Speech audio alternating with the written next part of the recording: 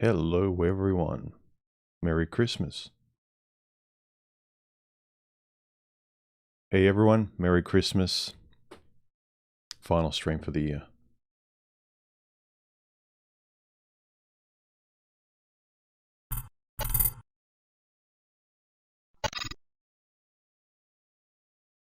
Hello, hello. Let me know if you can hear me and see me properly. Didn't know how many people would actually come on.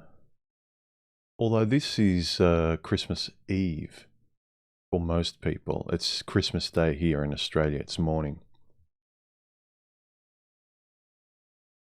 So, yeah, I suppose people are relaxing on Christmas Eve, the East Coast. Am I coming through? Am I clipping? Is it fine? Am I too crispy and detailed?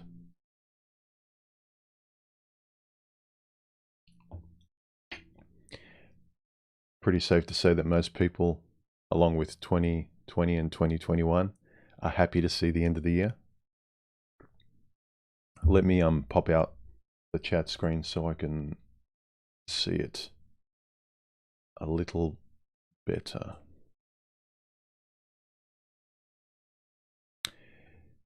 Couple of regulars. Hey guys. Hey Quaz. Feral. Alright, remember, if you'd like to ask me a question or provide a civil and interesting comment, please, you can do it on the right-hand side here in the chat. And basically, along with the recent video that should be fresh in our minds, I always like discussing that because it's fertile. And I'll read through some of the comments. What did I learn this year especially?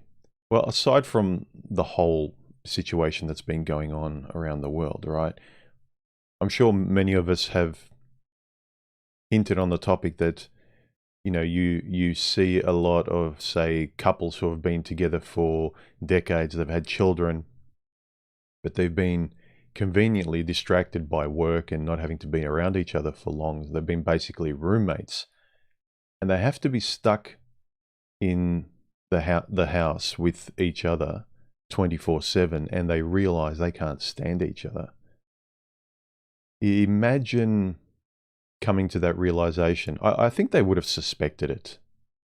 They would have got, you know, you see couples, they get annoyed at the other person at the slightest thing. It kind of lets you know that they're not compatible.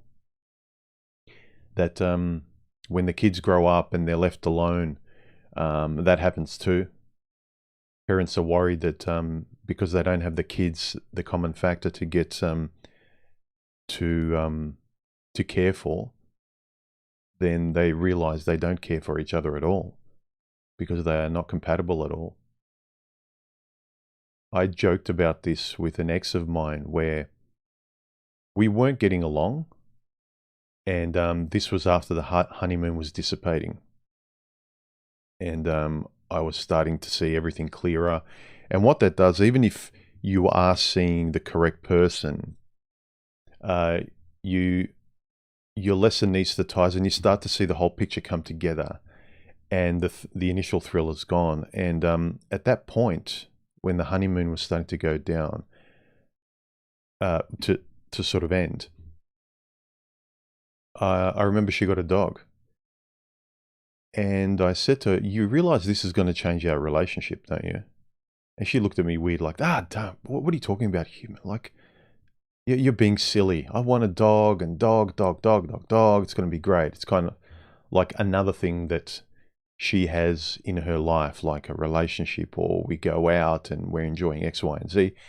It's like buying a new couch, I suppose, to her. But I was trying to tell her plainly, like soberly, this will change your life in a big way. It's just a dog. It'll be fine. I'll be fine. The dog will get used to my life. It's like, No, you've got to accommodate the dog. It's a two-way street, you know. It's like, nah, don't worry about it. What happened? The first 6 months especially, were terrible in her eyes. She barely slept. The dog was barking. She didn't care to train it.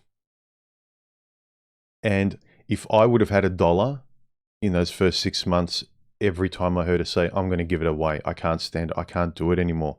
I'm going to take it to the pound. I'm going to sell it. Look, I'm setting up a thing on, here we use Gumtree, but basically a place to sell the dog online because she can't stand it anymore, because she works shift work sometimes. And I said, what did you expect to happen? And sometimes if I was going to see her, I'd come early, I'd spend the night. So I'd be there with the dog, and so she'd come home from night shift later on. So I would do these favors. She'd get people to, around her life, like her family or friends, to babysit. And her response most times was, well, the dog has to learn. The dog has to accommodate my life. It's like, you are so myopic. It's like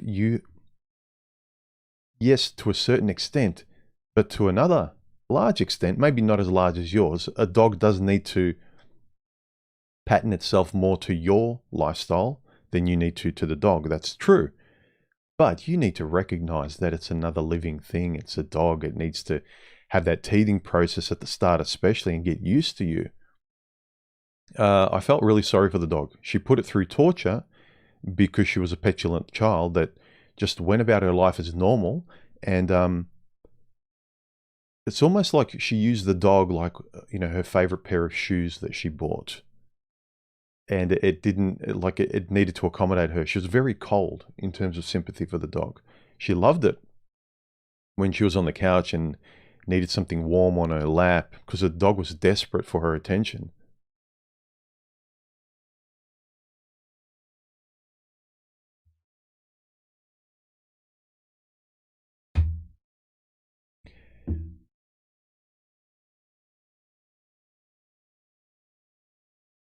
Paul, I think you've mentioned this a few times. Are you joking? He says how can I marry my wife off OnlyFans? She said I have to send her $5,000. I'm assuming this is a joke.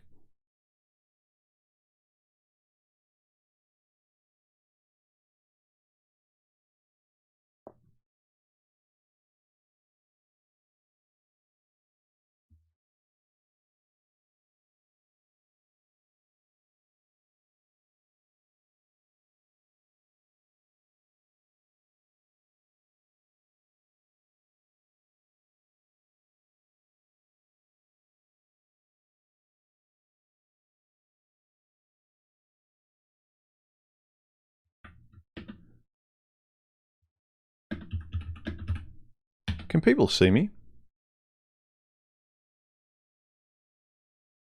Or hear me? Or have I been talking to myself?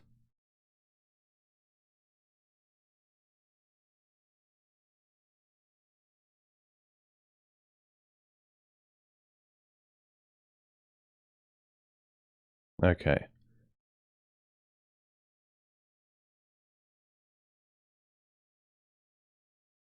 All right, good. I wasn't sure if people saw me because, yeah, it's fine. You guys are talking in the chat, but I didn't actually see anything responding to anything I said other than at the start, someone said maybe I slept in. So I thought maybe I'm not even live again. It has happened a few times and it's been embarrassing. What did I learn this year? You've probably gauged by my videos that this year, probably one of the biggest things is to remind myself not to lie to myself. It seems very elementary and very, very pedestrian. It's like, yeah, that goes without saying. Does it though? I think very basic maxims and ways of being, I think a lot of people take for granted, thus they avoid. They think they are taken care of by, the universe and life itself. Of course I'm honest. I'm talking and acting in life and bumping into people and saying things and nice weather and how's work and all that sort of stuff. I'm being real. yeah, you're acting through life, but are you? I know myself, like I try and catch myself whenever there's those little reflexive moments where I can tell a little white lie. Obviously, it's good not to tell the truth all the time. You got to have a bit of tact. Like if someone, you're with family or friends, or in general public, and someone looks ridiculous and you think it, you have a bit of tact and you don't say it. You don't embarrass people. You know how to be civil. I'm saying when your opinion's asked for, you don't lie. You learn how to speak. Um, I've been gradually improving that over years and years and years, because that's just one thing. It's easy to be walked all over by the world, and especially people in your life that say they care about you. If you're always mute or moot, how do you say that? And to always have a poor me story afterwards, what you should have said. Regret, regret, I think, is the thing that eats a lot of guys alive. Regret that chances they didn't take, regret at how they would have done things differently if they could go back in time with somebody, especially. Regret that why did they keep their mouth shut in that moment with friends or family or a lover? And because they did, life is awful, or they didn't get to do the thing they wanted to do, and the other person genuinely asked them, and you could have just honestly said what you wanted to do or given your opinion, and you didn't, and it would have drastically changed the course of what is now. Imagine how many times we don't speak up, we don't voice who we are and our opinion, because don't forget, being able to articulate who you are and what your opinion is telling everyone you're here, and is telling you, reminding you you're here when you hear it. Whenever I had these chats with you guys, whenever I make my videos, I'm reminding myself what I believe in, and that's where a lot of my confidence comes from. It doesn't magically come about. You don't, as women say, fake it till you make it. You don't fake it. You honestly speak what you believe. And you're much more proud of speaking what you believe when you're articulating it well. When you don't really feel, when you go back, I should have said it a bit better. That happens too. Don't get me wrong. I'm not perfect, and neither is anyone else. There's always, a better way to put it down. Notwithstanding being able to sort of write it down like a novelist, proof it, rewrite it, and then deliver that to people. There's no perfection in speech. You're kind of running in real time. But the more you can be this way, and the more I enjoy doing these streams and chatting to you guys and producing videos, it's me feeling like I'm existing, me feeling like I'm letting my values out, the things that are really important, that help me a lot in navigating crossroads in life. You come to a crossroad. What do I believe? What should I do? What do I know is right? Oh, there's a feeling with this person. They're attractive, but it feels like deja vu. I've been here before. I recognize that character trait. And sometimes you recognize an attractive character trait with someone you go on a date with. It feels familiar, but it feels familiar to an ex that you broke up for a reason with. So you go on a date and they're exhibiting a lot of these traits that you feel, oh, this is comfortable, this is familiar. And you don't realize this was an ex of 5 or 10 years ago when I first met them. I get this really good feeling with this new person, like the honeymoon period I used to have with my ex before it all fell apart and I dodged a bullet. So being very aware of those kind of things are essential.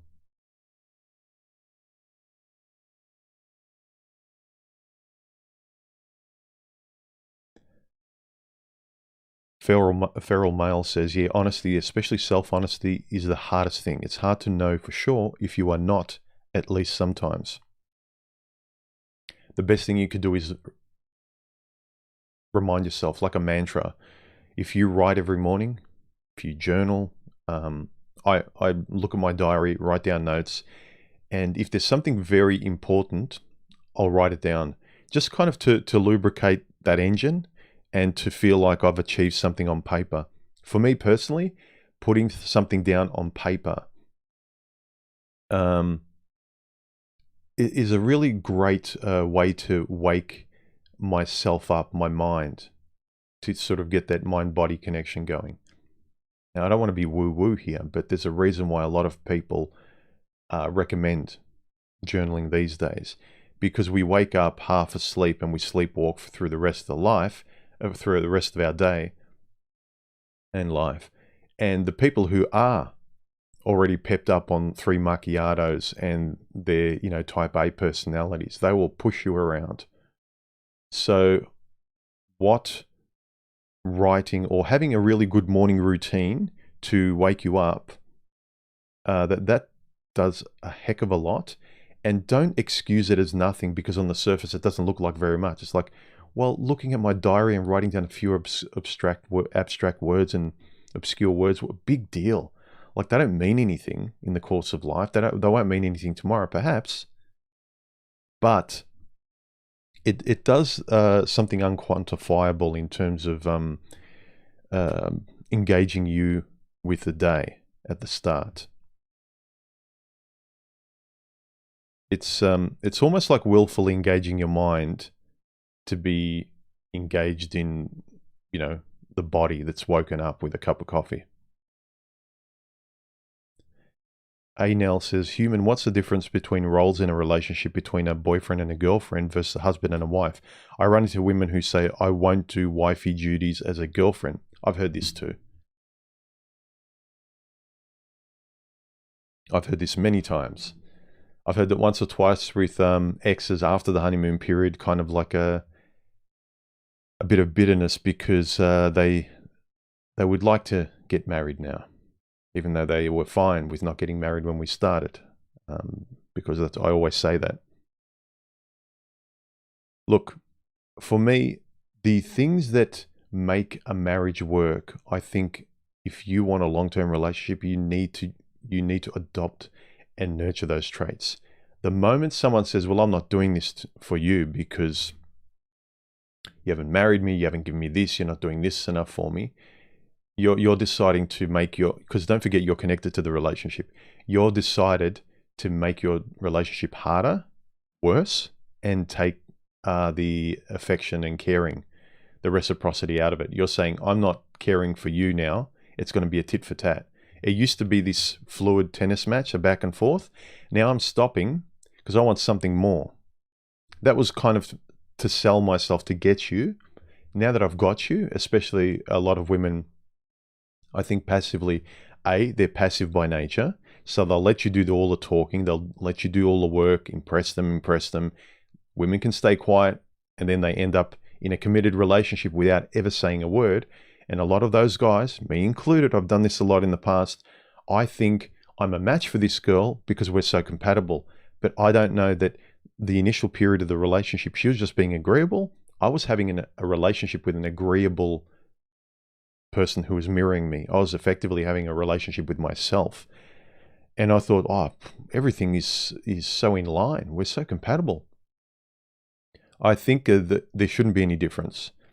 The values you both treat each other with, whether you're girlfriend, wife, boyfriend, husband, should all be the same. The way you interact with each other and respect each other. Granted, if you don't have kids, it's different. There's a much different dynamic. There's, I'm told, a deeper dynamic and another level, because you've got something bigger than both of you that's been made by both of you in the relationship. But it says a lot to me, as I mentioned at the start, during this time where people have been, isolated, when they can't stand each other under the same roof for 24 hours, they realize they don't have anything in common. The honeymoon period disappeared 15 years ago, and they realize, I'm with a roommate I can't stand. I can't stand any idiosyncratic tick they have. And I think they would have suspected this, which is why they need a lot of time away from each other. Look, people need their own space, don't get me wrong.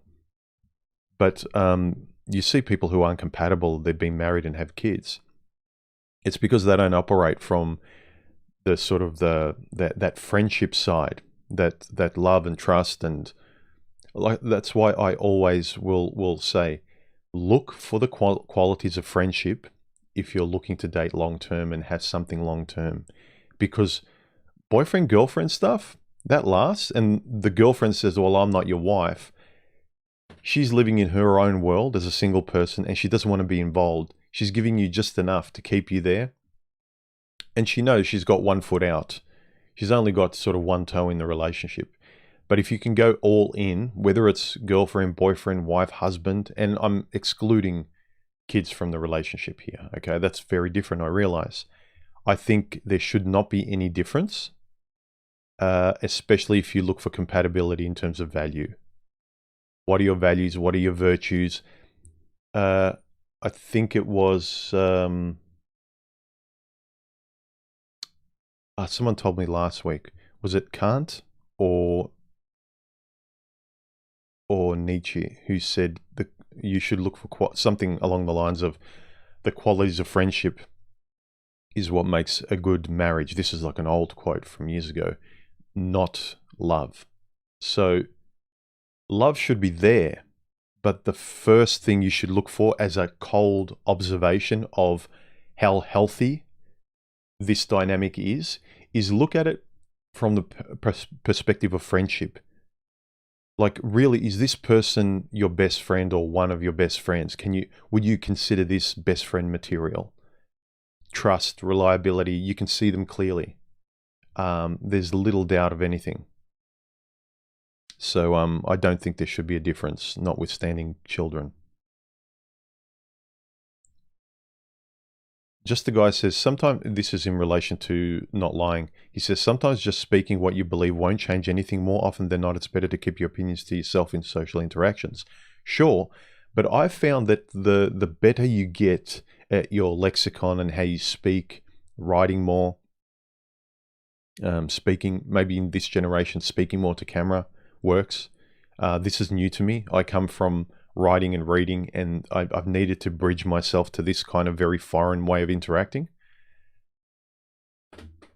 So I think any way you can increase your verbal acuity goes to your benefit. It really, really does, because then you don't have to hold anything back, aside from the extremes, like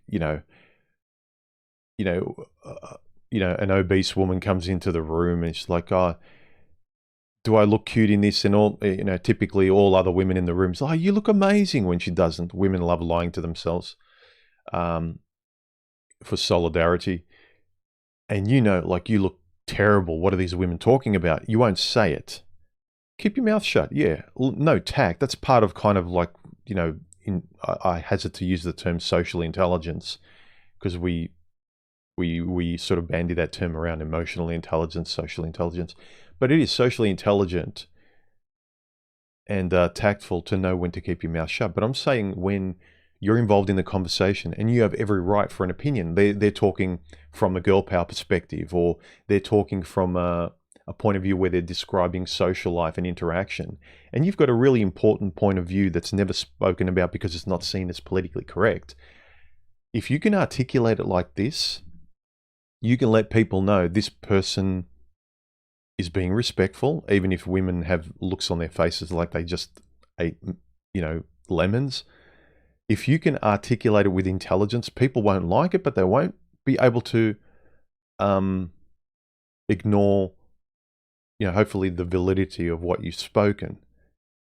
And I think intelligent people in conversation are still admired, especially by other men in the group. If it's you against 10 women, good luck, right? Yeah.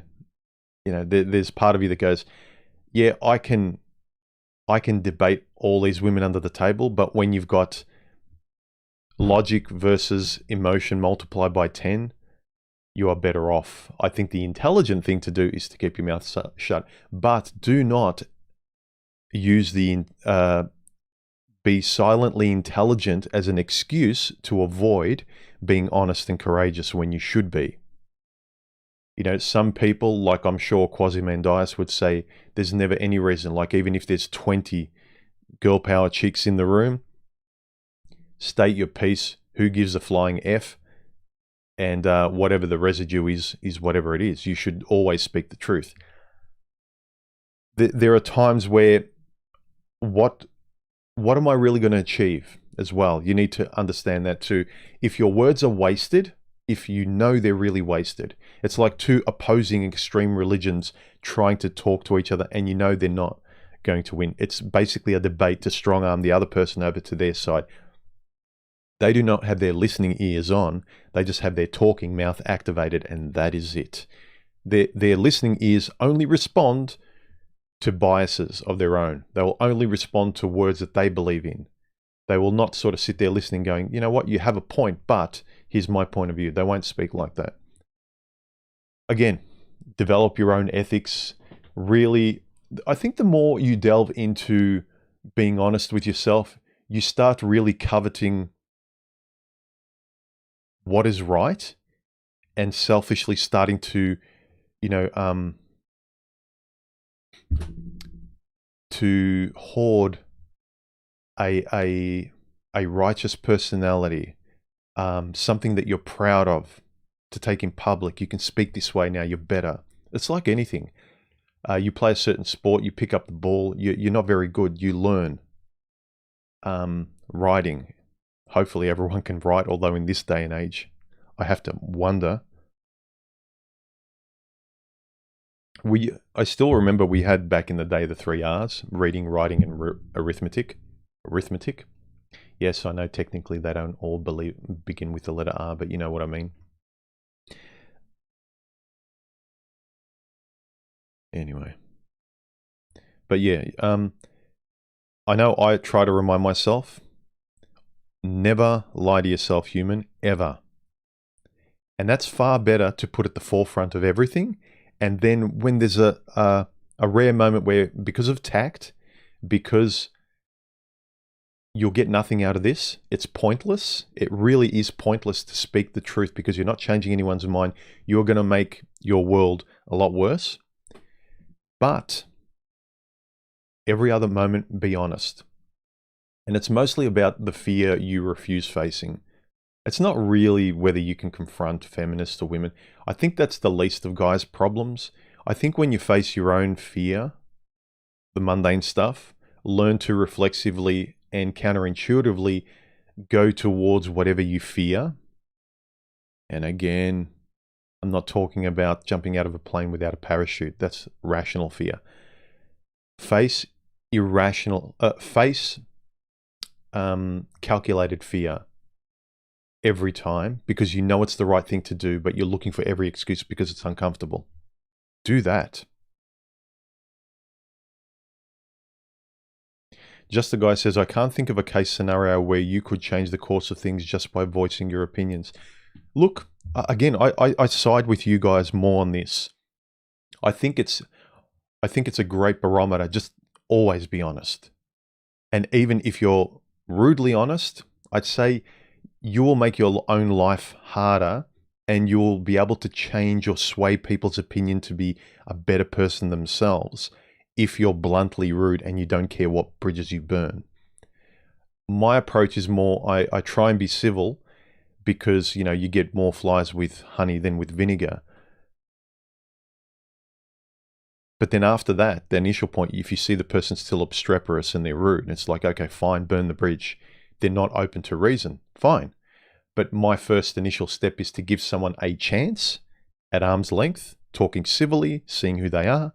And if they show, no, this person, there's no way I'm changing them, or I'm not spending the amount of time needed to even get like a crumb of reciprocity of reason from that person. Be sensible about it. Yeah, Merry Christmas to everyone who's on the 25th, as Arvero says. Don't forget to hit subscribe, hit the like, give me a thumbs up, comment under the video or videos, helps the channel out. As usual, 15 minutes late. Really? Oh, was it YouTube?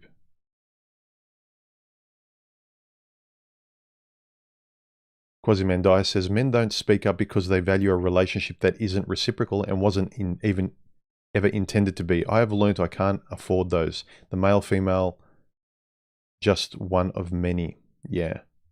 I think you realize that more as you get older, Quaz. I know certainly I did. Less and less patience, and people ascribe that to, oh, well, he's a grumpy old man. It's like, no, I realize my specificity in terms of people, my routines. I know what food I like better than, like, I know what I'll choose way ahead of everything else. I know whether it's food, interests, hobbies, literature, you know, there's a lot of books. I don't have time to waste and find out what, I've already found out what books I like.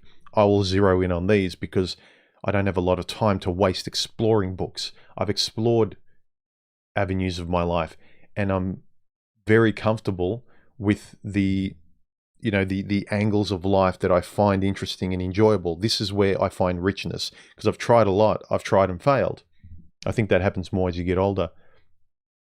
I think it's another reason why I encourage guys to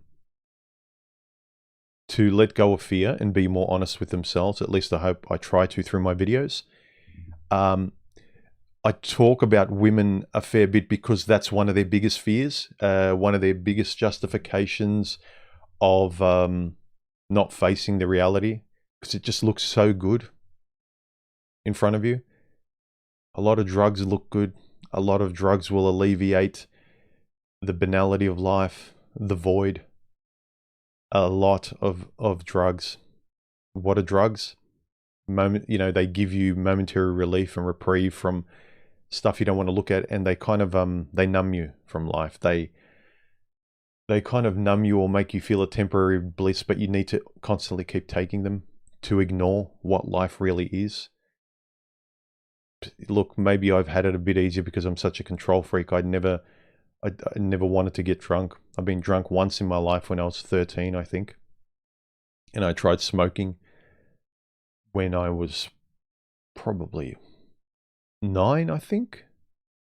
So I saw a couple of my friends smoking and they gave me a puff. Coughed my lungs out and thought they were crazy. Why would anyone find this? It was like someone saying, smash me in the face with a piece of lumber. This is what everyone's doing. And I get hit in the face. And I'm saying, what's wrong with these morons? There's nothing enjoyable about this. And similarly, the alcohol. I remember I let my friends, they wanted to get me drunk. One year, a group of guys, we went on a holiday. We were by the beach for a weekend. And because we were alone and they all drank, they said, come on, human, let's get you drunk. You know, we're not driving anywhere. And they fed me alcohol all night. Spirits, not beer. I think I would have got drunk on beer. They fed me alcohol all night and nothing happened. It might be my blood or heritage, I don't know. And then they stopped and they said, we're not wasting this good alcohol on you. F you. You know, drink your Pepsi. So, I don't see the point. Whenever people say, oh, drink this alcohol, it tastes exactly like pineapple. Well, why don't I drink pineapple? I think the reality of, I think that's another reason, like when people say, take this simulacra because it's just as good as the real thing, I find that statement stupid. It's ridiculous. It's like the easy thing is easy to get if it's there. So I think it's the same in relationships when people said, well, that's just women. That's as good as you're going to get. This, what you see, the surface, that is as good as it's going to get. Don't worry about the promise behind it. It's like, no, what everyone's saying, what the advertising is, I want it to actually be that. So if she's not, you know, the thing you actually fall for, then she's not the thing you fall for. If this alcohol is being masked by a lot of flavor to make it taste like pineapple, then I'll just have pineapple without the alcohol. I don't need liquid courage. I would rather have real courage. And look, nothing against guys who like alcohol.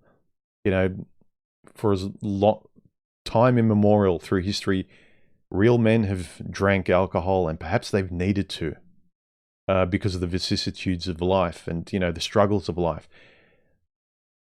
So, look, I think now with a sober head, if I would have been a drinker, I would be able to hold my drink fairly well, or maybe not actually.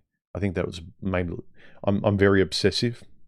Look at the way I speak, and when I dive into a topic, imagine me diving into a bottle. Quasimandias says, sailboats are better than the woods. I would imagine so.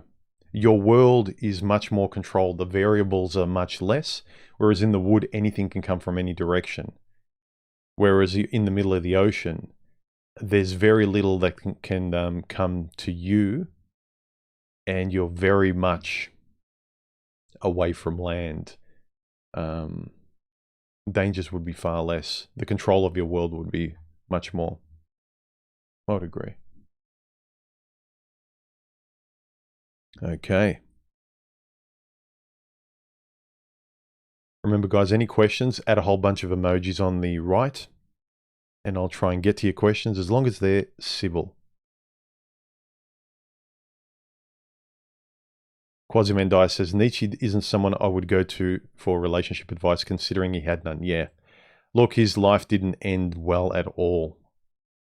Although, again, sometimes when I look at authors, most authors, if we're honest, we look at the best ones, they said a lot of truths. That does not mean that they followed it themselves.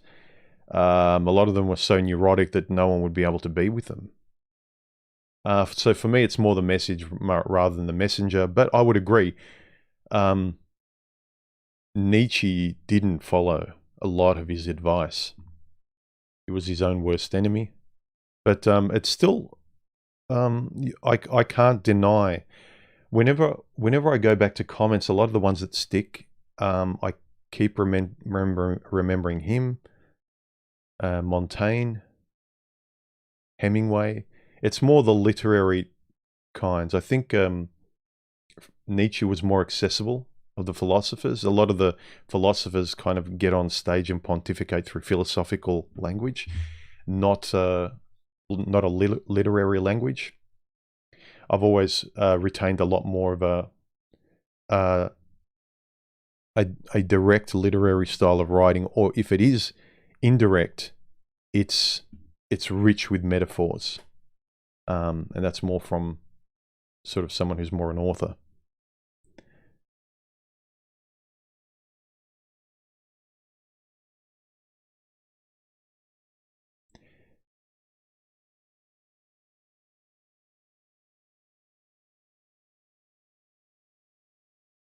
Yeah, Anel continues with his statement before he says, for example, when a woman says, I like when my woman cooks for me, their response is, I only cook for my husband, not my boyfriend.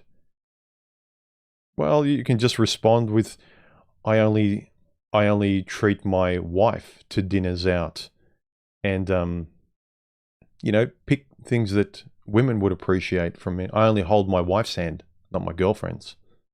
Pick a lot of things that they would not like. Because when you think about what a boyfriend does with and for his girlfriend, there's nothing that's off limits. He does everything. It probably more so than a husband does in terms of like putting her on a pedestal. Just start saying, well, okay, I won't do X, Y, and Z. That's for my wife. That's really special behavior that's reserved for my wife.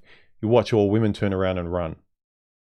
Yeah, those kind of women. That's what I mean about trusting your instinct. Women who start with that, it's like saying, yeah, you're good raw material, but, you know, I don't think much of you until you do this for me. It's like, okay, so you don't like who I am. You like me as a husband object. That's when you will theoretically give me all this stuff. Women love promising a lot of stuff that they don't give. I did a video a while back, which I think is a very short one, but I think was a very, very important one. It's titled, Men Act, Women Promise To. And it's about how men will have to act and be something forthcoming and honest, ask her out, how are you, you know, express their personality, their humor, like really animate who they are and turn the volume up.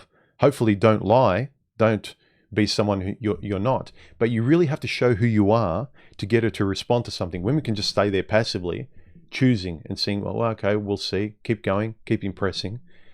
You know, where's this relationship going? Blah, blah, blah. This is a woman's passive stance. So a man's always being active. So I lost my train of thought. Anyway, you know what I mean.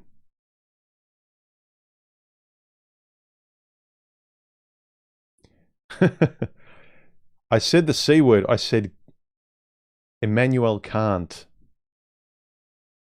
I wonder how accurate the voice recognition is between the word can't and the other C word. Probably, it'll be surprising.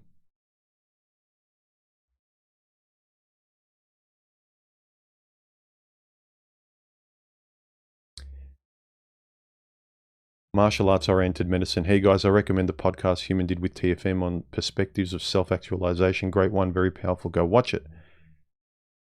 Yeah, that was a while ago, I think. That was a good one. I've always had good discussions with TFM when we chat one-on-one. He's a good guy.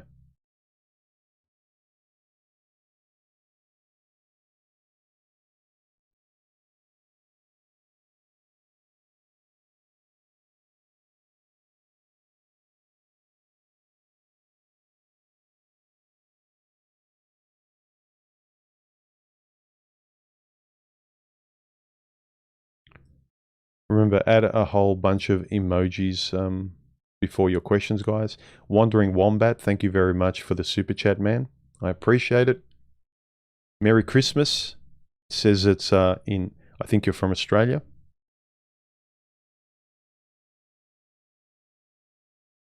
Hey, Grey Matters. Thanks for finding my channel. I appreciate it. Thanks for listening.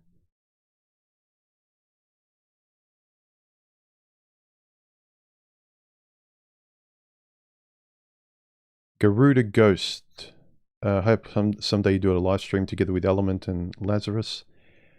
I don't think I'm their cup of tea, actually. I remember Lazarus's content back in the day. It was really good. But I don't think I get along with those guys. They got their world, I got mine. I'll just respectfully leave them do their thing, and I'll do my thing.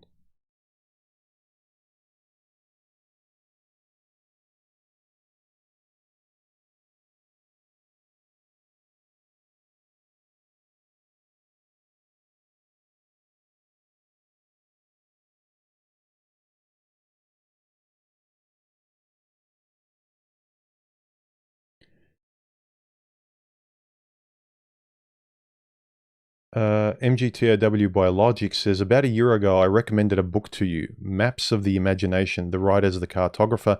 Did you ever get a chance to read it?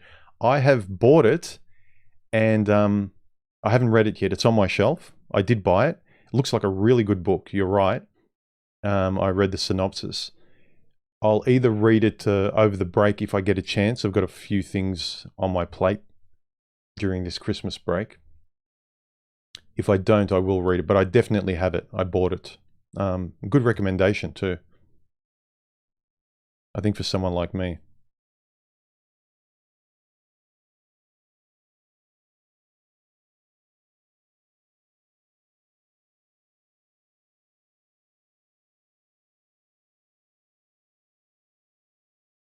Anel says, Human, I see so many manosphere channels say women don't like routine. They like uncertainty and spontaneity. Routine equals boring and predictable. Men who are routine-based equals struggle with women. I think for the most part that is true, because most women are boring. Most women are boring because they need to be entertained all the time. Most women aren't introspective. Most women need to shop every week, and you know, they want a pair of shoes and then another pair of shoes, and the next week they lie to themselves, oh, if I just buy this pair of shoes, it's the last pair of shoes I want. Just buy me that puppy and I swear I'll love it I'll take care of it, mummy, daddy, and then they don't. I think women who get bored easily, they're boring people. I've met them. I've dated a couple of them. Constantly having to entertain someone who's empty, not fun. They're like that. They're kind of like a cat that needs like a light, to chase. No. And when guys say, well, if you don't entertain them, the relationship's over. Yeah, those kind of women. I am happy to be alone, thank you very much, rather than entertain the majority of boring women out there. Most of those women who are bored, who get bored easily, who need unpredictability and excitement, they want you to take care of the security while unraveling it every day, every week, with the need for variety and insecurity and unpredictability. F that. Nah. Let someone else take care of that mess. As I said in the video, it's not my problem to take care of this hot mess that wasn't disciplined and taught anything by her parents. Just the Guy says, sometimes when people accuse you of not being honest to yourself, it's just because you're not acting in accordance with the image they have of you. That's right. But if you can actually verbalize your honesty and who you are better, I think there's less chance of that. The older I've gotten, the less I've gotten that reaction. People know what I think because I tell them as clearly as I can, and I find it interesting to do so. Merry Christmas, Tokyo.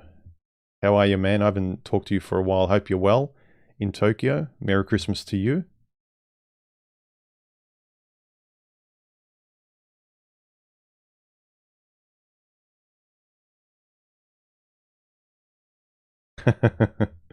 No one says, of what use is a philosopher if he doesn't hurt anyone's feelings? You are bound to, but it's not your intent. The more you speak honestly, the more truths you speak, the more you will annoy people. People like the comfortable lie. Because here's the thing, if you really believe something, if someone tells you a truth that's not agreeable to your ethic or values, the fact that you've chewed on it and you know it's true, it doesn't affect you. I've used this example. Someone says to me, you never loved your father? I'll laugh. I won't get angry because it's a ridiculous statement. I know in my bones what I believe. I know what's true. The more you know what's true, the more you know how to speak it. If someone's just using shame, especially a stranger, I don't know why people get so offended by strangers trying to personally attack them. This person's nothing to you if all they're doing is personal invective. Feral Male says, why do people seem to use alcohol as an excuse for bad behavior? It seems fake to me. Me too. There's very few people that get blind drunk, and, again, if you're picking a girl that gets blind drunk, good luck, but I don't have much sympathy. You know what you're getting. Everyone else will tell you, everyone who drinks will say, yeah, I don't really forget everything. I'm just a lot more courageous with alcohol.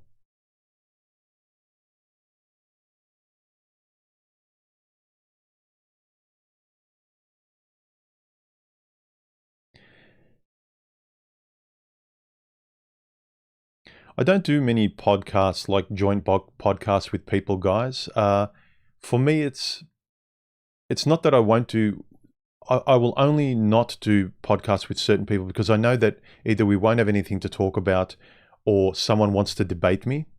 I want to have a conversation where even if you disagree with me, it's a live and let live attitude. It's a respectful one.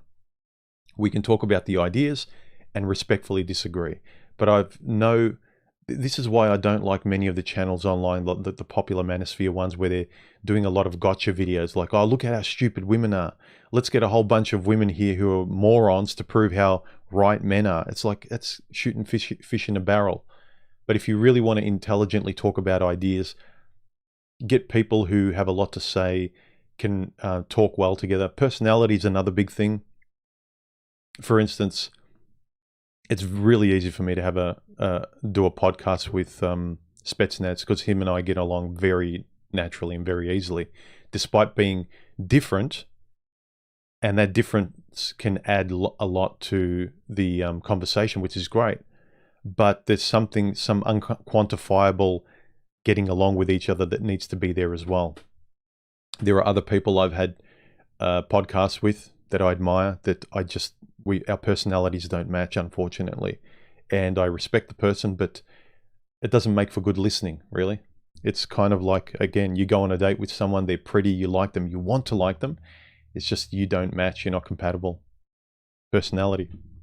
But yeah, I actually don't mind. I wouldn't care if I talk to a feminist I got along with, a married guy. Like, it doesn't, I would love to talk to a variety of people from different corners and different specialities, just to kind of cross-pollinate the richness of this conversation. You know, it's very hard to find someone with kind of the perspectives I'm interested in, and they're different, have got their own, but we can sort of commingle. It's very hard to find that in our neck of the woods. So I'd rather sort of, like, I think it enriches all of us to talk to different people who have different perspectives, but it's still about everyday life. And then you learn something, well, wow, I never thought of it that way. And they'll be like, well, in our sphere, we talk about this all the time.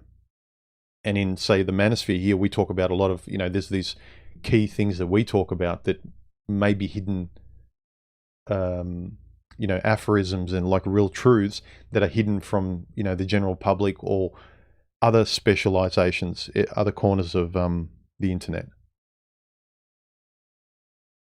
Interesting conversation is what I find interesting. Feral Android, thank you very much for the donation. I appreciate it. Thank you, thank you, thank you. Doug B, thank you for the donation. He says, Happy Christmas. Is there an element of never learning how to fight as a woman? Because they can always move on. Yeah. A woman always has a plan B. A man tends not to. It's why men find intelligence interesting, because if they're not, they can be homeless. Survival is really at stake in terms of the mind and how we act and what choices we make in the world. It's back to primal days. It's cold. I need to get, the clouds are coming. Where do I find shelter? The season is X, so you don't hunt now. The migration here, the animal usually does this, so I have to respond in accordance to this animal if I'm hunting it.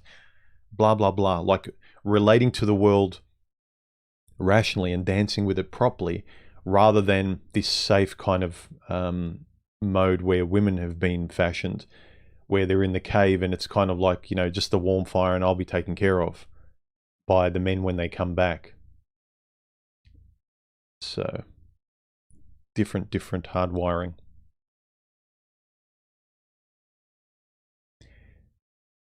Peace on earth, goodwill to men. Yes. Doug B, thank you for the super chat again. He says, additionally, because of your channel and Kevin Samuels, I've learned to ask better questions of myself and potential partners. The questions matter more than the answers. Yes, definitely. Questions are much more important, especially in conversation. That's probably one thing I want to get better at, is I've tried to get better at, during conversation, not to speak as much, especially about a topic that I'm very passionate about. It's really hard to kind of not like, and I think this and this and this, and just keep going on and take all the oxygen out of the room. I still need to improve on that, and that's something I'm working on. But questions are great. Questions are great because it stimulates the person to think.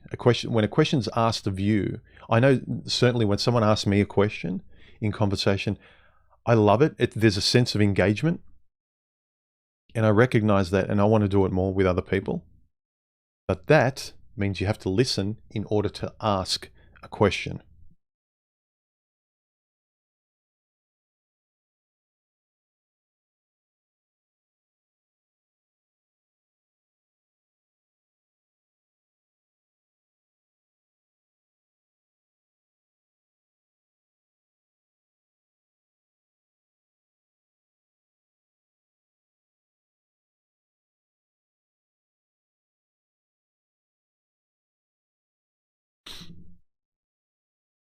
Quaz Imandias asks, how does one discern whether one is very honest with oneself or if one lies to oneself very well? How does one arbitrate that issue?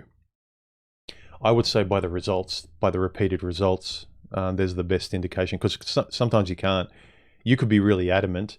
And I've heard a lot of people like really pontificate and get like on their soapbox and say, no, I really believe in this and that. But then you look at their lives, they don't practice it.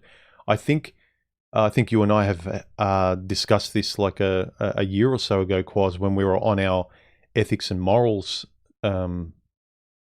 mode, where we sort of did a whole bunch of videos.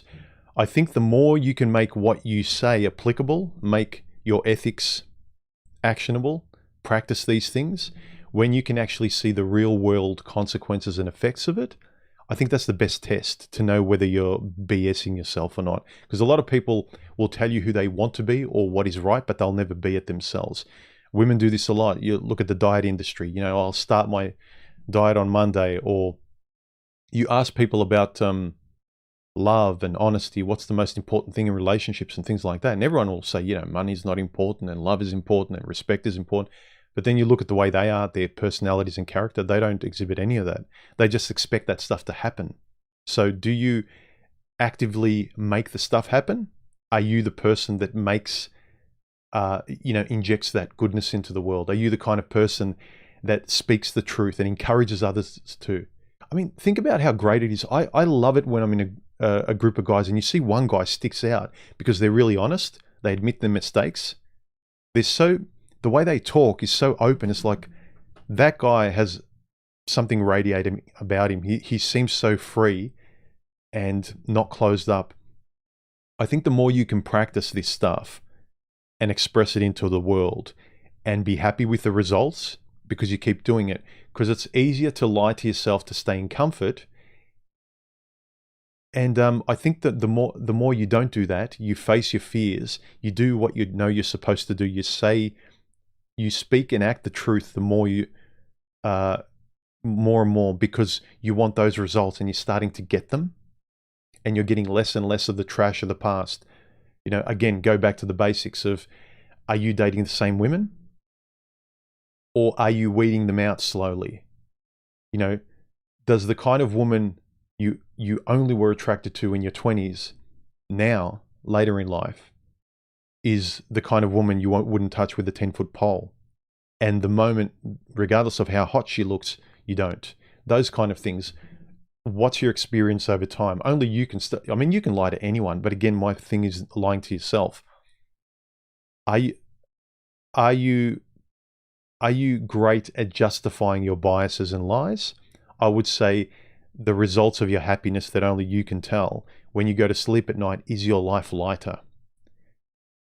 As time goes on, is the grave more scary, or is there less stress? Is there less fear about approaching the grave?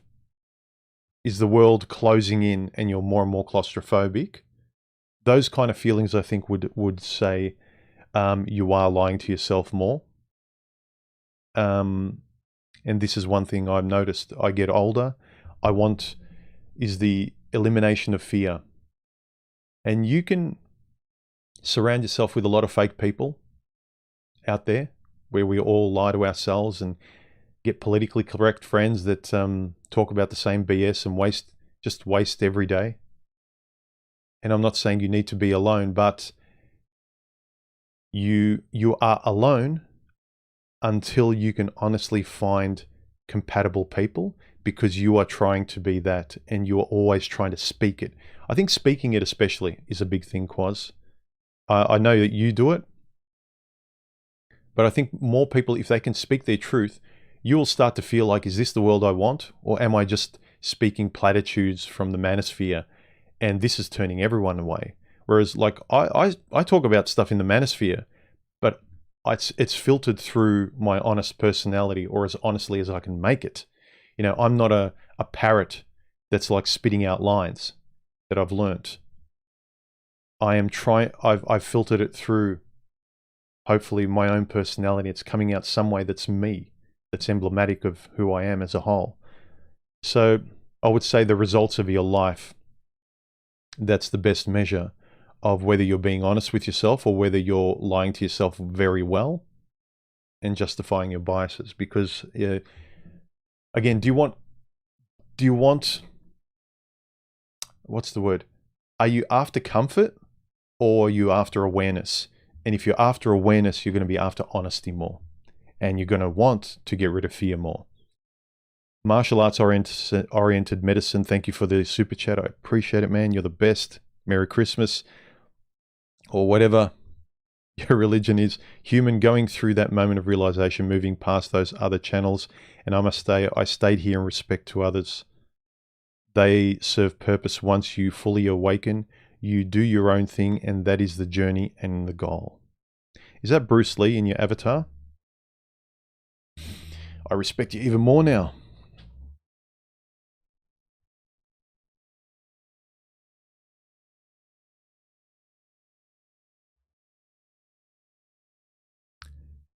Remember, guys, I might miss your question because you're not putting a whole bunch of emojis that I can see amongst all the chatting in the stream. So make sure you put a whole bunch of noticeable emojis. How long have we been going? Just over an hour. Okay. How's my mic sounding? I think last week it was okay. I'm not touching any of the processing.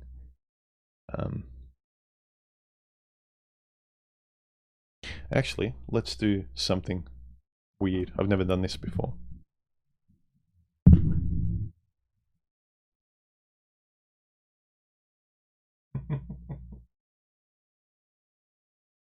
Okay. Just for a bit of Christmas cheer, let's use a different microphone and see how this sounds. Different tone, although a very good microphone.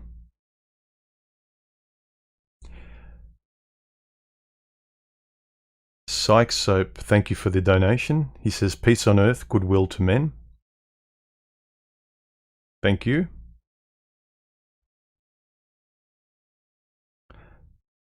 Pete's Fawn says, how long has your honeymoon period with long-term relationships lasted?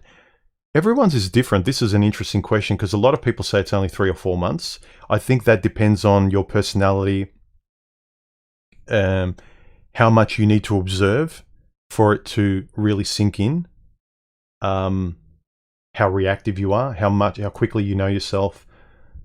I need a bit more time, so it gets to a point where I really see the relationship for what it is, and especially I start to notice a change.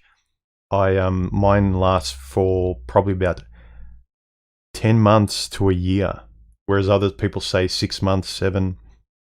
So my honeymoon period of when I start to notice things is 10 months to a year, somewhere around there.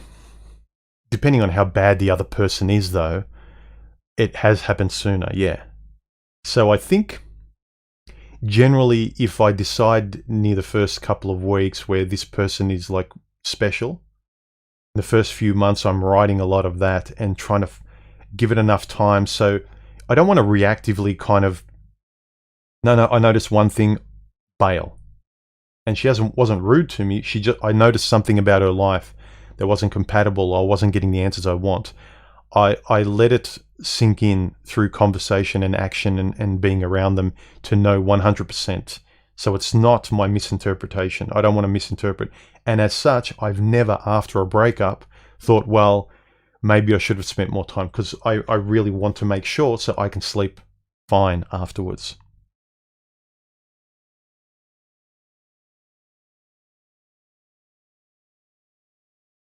Well, Ted1775 says, Human, I admire how calm you are as a speaker. I would like to do this more. I sort of practice this, I cultivate this whenever I watch my videos. I see how I present myself, and I can see how I would like to better myself and fine-tune how I speak and communicate. And this is what I mean about when you learned to speak, think, and convey yourself exactly how you want, then when you are in front of women or people, jobs that you don't want, you can articulate no how to say something, how to react, how to bail, how to say something to adjust. Like, imagine if you don't know how to communicate yourself, you could be in a frustrating situation and the only way out is to leave. But if you know how to express yourself well, like I try to, I can do everything I can to, say, observe, and then everything I can to speak as intelligently and, you know, consciously in the moment as I can, get them to answer, me to respond. Like, use every one of my faculties, mouth, mind, observation, to make sense of what the empirical truth in that moment is, right? So that it gives you the confidence to be able to deal with anything, because you got this to this.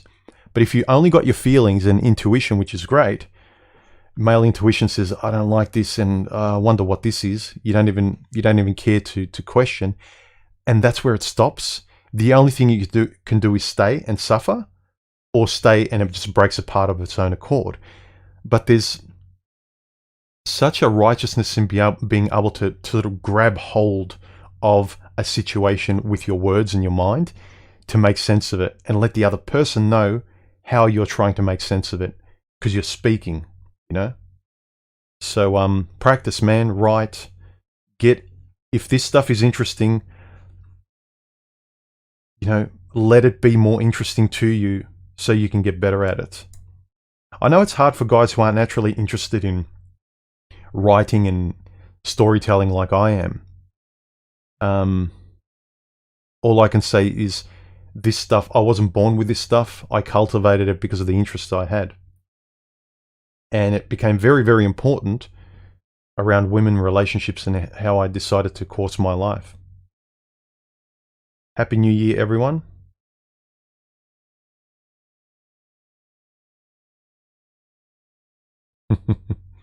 Mr. Highway says, human realizing 2021 is almost over. Whoa, big jump.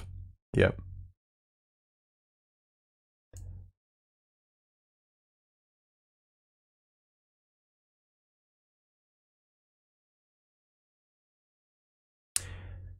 Rusty says, buy yourself a motorbike.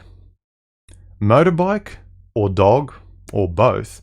But those two things, I think if you want an easy way to kind of step away from a pain or a trauma of the past that really won't leave you alone, that's haunting you, get a dog, and if you're interested in it, get a bike. Well, look, a dog's less dangerous than a bike, but I think both of those will give, a dog will occupy you enough, and it loves you enough, it gives you enough of that warm attention to sort of help you consciously stop thinking of the past and torturing yourself. And a bike really kind of keeps you present in the moment. That's what I suppose a dog does that too, because it constantly needs attention, but it's actually exuding love as well.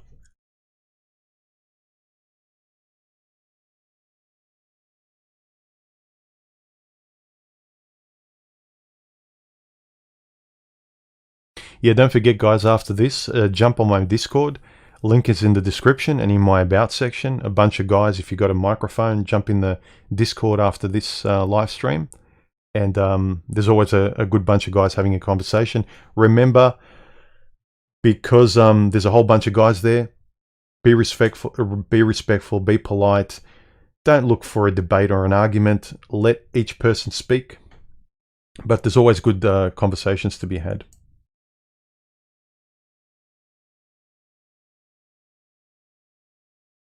Doug B, thank you for the super chat donation. I appreciate it. Merry Christmas, Happy New Year.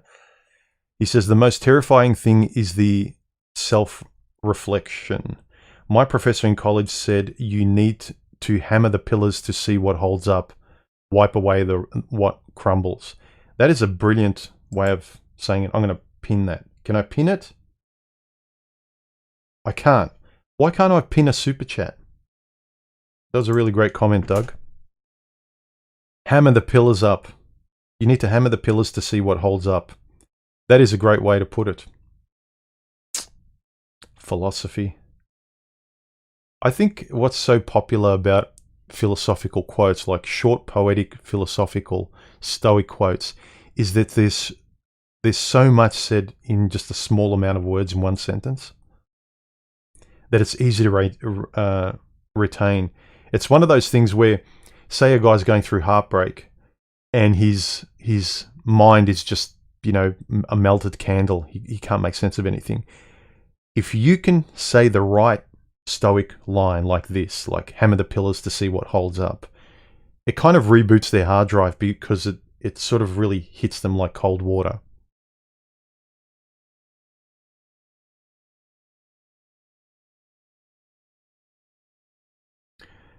Mr. Highway says, Human must have been a film major. Nah, I like film though. You can probably tell I like film because I'm a nerd about audio visual. I'm parting my hair, you know, like I'm combing my hair back, guys. I'm just scratching my head. This is one of, I know, I think you can do it when you've got hair as well. You know that great feeling where you run your... Anyway, shut up, human.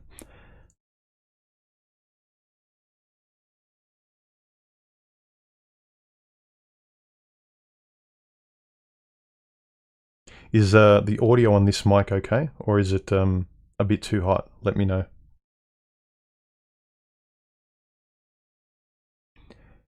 Pete's Fawn says, Human, don't you think 99.9% of people lie to themselves and others often? It seems the vast majority of us, all females, probably live in an illusion, Maya. Yeah. Women, because of their passive nature, all they have is their creativity and their lying to sort of get through. Women survive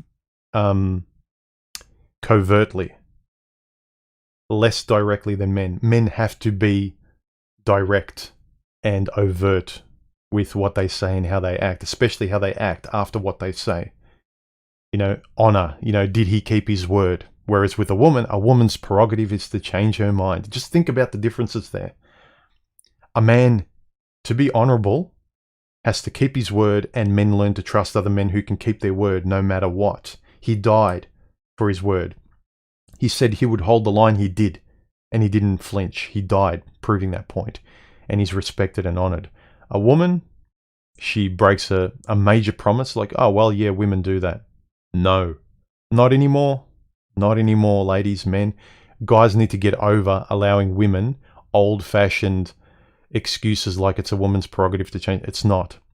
They've been independent for too many decades now. Women can do anything men can do, they keep telling us. There's no going back. Society and everyone is adamant to keep women out in society, making money, paying taxes. They want contributing members of society, and women are telling us they want to be. Let them be responsible. It's going to be a teething process because you've got to, you know, unwind thousands of years of biology and imprinting and nature. So women are going to be in a lot of pain for hundreds of thousands of years, but yeah, it doesn't seem like we're going back. So yeah, let women be independent and great. Like, let's live in reality, guys. Treat women as human beings, not as women anymore. And when people say, well, then you'll never get a girlfriend, great. Who would want these kinds of girlfriends anyway? The world has changed, and the only sensible women change with it, and that would mean you'd want a woman who's responsible. I know there's hardly any of them out there. I'm not saying it's easy. Be on your own, unless these people cross your paths, and then even then be careful. But you guys know my point of view on that.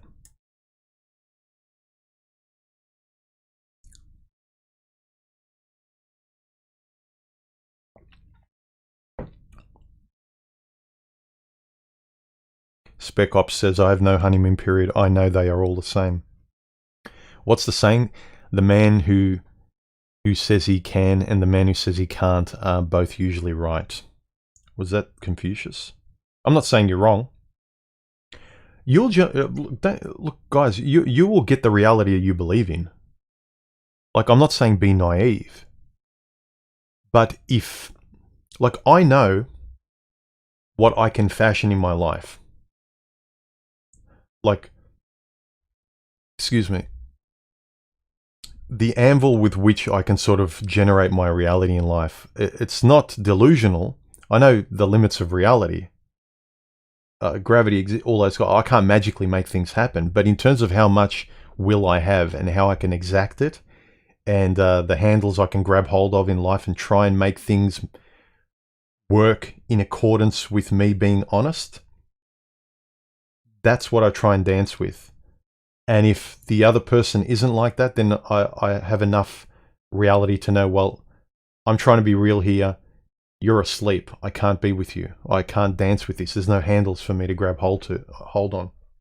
But if you approach everything with a predetermined axiom, then it will be like you'll miss out on a lot of other opportunities that would otherwise kind of have been in your life. And I'm not saying necessarily women, but like if you got blinkers on, and your blinkers are right, I'm not saying they're wrong given the data out there and the probability, but I'm saying there could be exceptions. And again, I'm not saying unicorns like women have with female nature, but someone you can get along. You might find a girl, and I'm not saying you need to find, maybe you just have no more interest anymore. You're done. Fine. But say you do have a bit and you're resisting and you're frustrated. You find women attractive, but for your own safety, you want to stay here.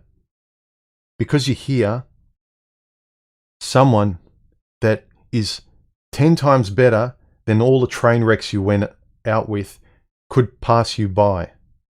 And she might have a lot of other problems, but she could be 10 times better than the other person, and you could have a relationship that's a bit longer. Hopefully you don't have kids and stuff like that that could ruin the rest of your life. But what if you've gone out with girl after girl after girl and they're all train wrecks and you're conscious enough not to spend too much time with them, right? Spend weeks or months. But then all of a sudden you might miss out on someone you can spend years with, even if that ends. You know, how much of life are you willing to enjoy living with? And also, is your definition of a long-term relationship something that lasts 50 years? Or is it just something that's real and you don't like, do you know what I mean? It's kind of like there's no answer other than being confident enough in developing your moral code by which you can decide what you're going to let into your life, what's good, what's not, all those. There's no prescribed answers, guys. As Stanislaw Lem said, there are no answers, there are only choices. Get that through your head. There are no answers. There are only choices. Philosophically speaking, yeah, I know gravity and all, STEM subjects aside, there are no answers. Again, without wanting to quote, I think it was Nietzsche, you have your way, I have my way. As to the right way, it does not exist.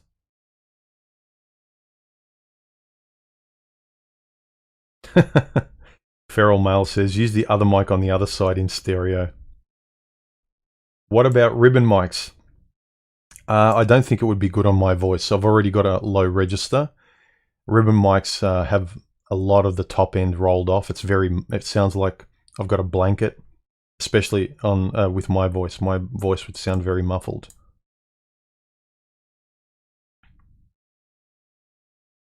Human, do you believe in angels, demons, spirits, ghosts? Ever witnessed anything odd? I've witnessed odd things here and there. I remember when I first moved into my home, I was washing, like it was at night, all the doors are closed, it was winter, washing my hands at the sink in the bathroom, and the towel that's to the left, it sort of flapped as though wind blew it. That was really odd, so I can't explain that. I wasn't moving, I was still. I was just washing my hands. Literally like sort of someone brushed up against it and it moved like a fair bit. And after that, nothing more. So that was weird.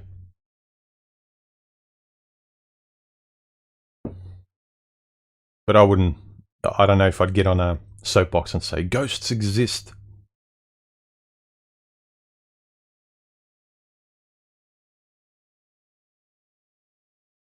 Yeah, Quasimandias, this is way more compressed.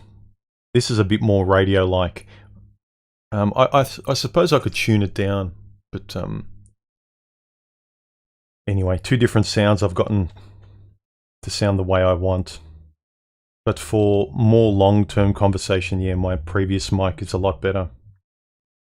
You can probably hear my neighbor revving his car now with this mic. This is the downside to condenser mics, that they pick up everything. Although I've got a noise gate on, so I don't know how well you'd hear my neighbor.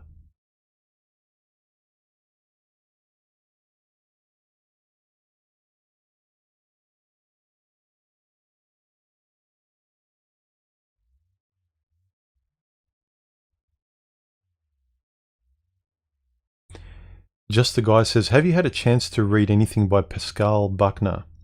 I've recommended this author to you a while back. I recognize the name. I haven't had a chance. I do need to set aside time to read more. I keep myself fairly occupied, but I do need to, because once I get into something, like I spend a lot of time in there, like if I spend a day making a video, you know, I'll jot down ideas here and there sporadically on various days, but I can finalize the script as soon as I get up. By, you know, lunchtime, I start filming. I film it for half an hour to an hour. And then by the evening, I'll be obsessed and focused in front of the computer. So a whole day it takes me to make a video in terms of production. I need to get quicker. Any more questions, guys? Mickey, thank you very much for the super chat donation. I appreciate it, man. Merry Christmas, Happy New Year. Adam says, is this man Spetsnaz? I don't know if that's a joke. I think people have asked that of me once or twice. Spetsnaz and I sound very different. I suppose if you're from Australia or New Zealand, you would notice the difference very easily. I think if you're not from Australia, the Oceania sort of region, I'd guess that people confuse New Zealand and Australia a fair bit in terms of the language, the inflection. But no, Spetsnaz has got a New Zealand inflection in his voice.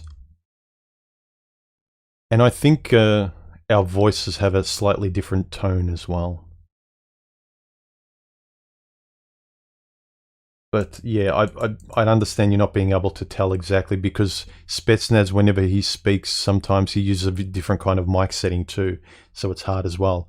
Whereas the tone I go through microphones is very different to what he goes for. Pete's Fawn says, best 3 things about Australia. The weather, I guess, for people who like sunshine, although I don't. So for me, it's not the weather. It's it used to be when I was growing up. For me, it was the best place to be. I think now there's a lot of politics in it. It's become the girl power capital of the world. A lot of snowflake garbage on TV and in popular media. I'm not a fan in Australia of all the diversity where people don't want to assimilate and have a common baseline of interacting. It's like we've got a common baseline of financial interacting, but not social. When my parents, when I was young, they came to Australia. Regardless of where you're from, you have to assimilate and become Australian. That's the thing I think is missing these days. You can come here and you don't have to. And I think it's kind of, it's a sad thing in Australia, you know. So it is what it is.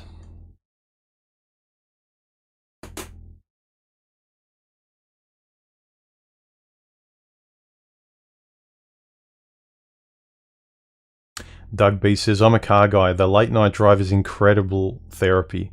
I agree, man. When I bought my car, my friend and I, we would go for, I think for the better part of the first 6 months, we both bought new cars. And it was great just going for, you know, night drives. And we both had days off at the same time. So we would go driving in the middle of the night and park at a beach and, you have a nice coffee and just talk about life and stuff. Great memories. So yeah, I love going for driving in my car. I've only had my car for, say, 9 months now, and I think I've done about 18,000 Ks on it already. So I love it.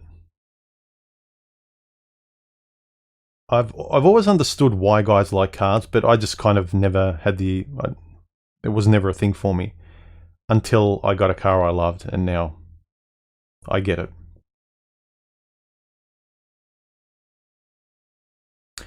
Ted says, what's your view on Eckhart Tolle?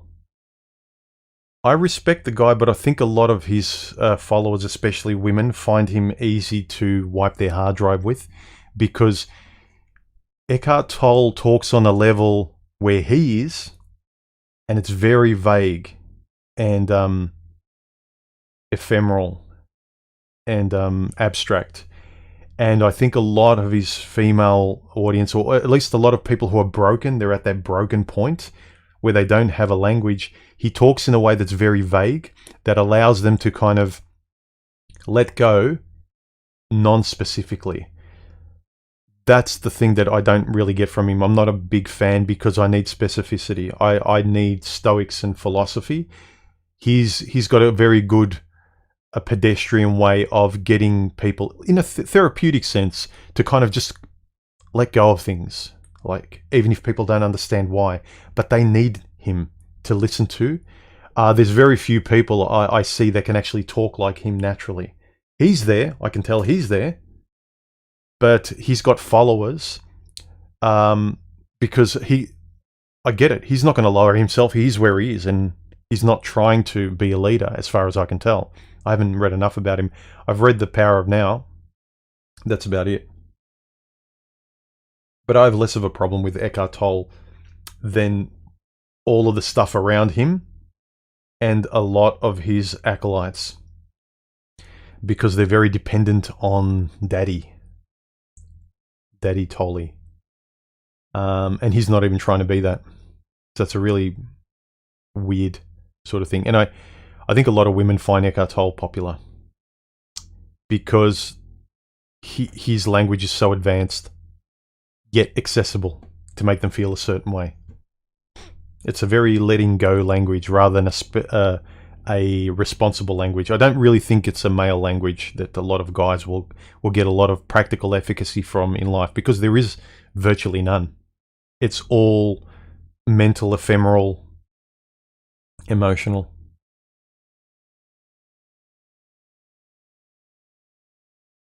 Martial arts orientated medicine, thank you for the super chat again. He says, yes, human. Tao of Jeet Kune Do book. The avatar was actually asking whether or not it was Bruce Lee. I teach Chinese boxing, Zhenda, and MMA. I'm a Taoist. I respect all religions. Jesus, Buddha, teaching too. Merry Christmas to you. Merry Christmas to all. Yeah, doesn't surprise me. Bruce Lee combined a lot of martial arts into his own practical one. So it doesn't surprise me that philosophically and religiously you respect all as well. I think it's why so many people respect who Bruce Lee was, not just as a fighter, but in philosophically and ethically as well. Man, my neighbour is really revving his car.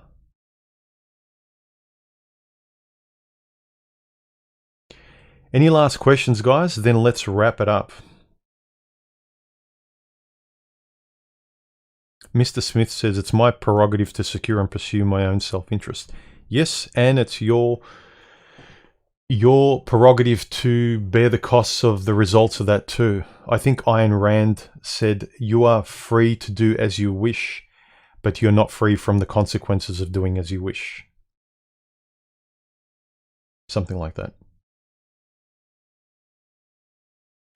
Zone Television says, Merry Christmas, human. Merry Christmas to you. He says, honor is paramount in a committed relationship.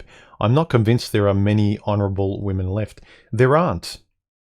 But also, you can't sort of peacock and say, well, all men are great or I'm great, without expressing it. when you actually express honorable characteristics and you're trying to be and speak those things, you'll see very quickly how no one can actually speak your way. People will feel alienated because they're not trying to be as honest or well-spoken or open as you. And you'll notice that, well, what do? Do I retard myself to that of a child so I can speak with these imbeciles and, pretend that up is down? And you can't. I think once you kind of cross that, it's important and you get a taste of reality and how it benefits your life to be more honest and speak better, you can't go back. You just realize you are going to be more alone. But when you do find worthy people because they're interested enough in being more real like you value them more, and you both respect each other more because you can't just kind of bump into these people in the street. So you'd hope you'd value and be conscious about maintaining those kind of relationships in the same way you're conscious about maintaining your own relationship with yourself.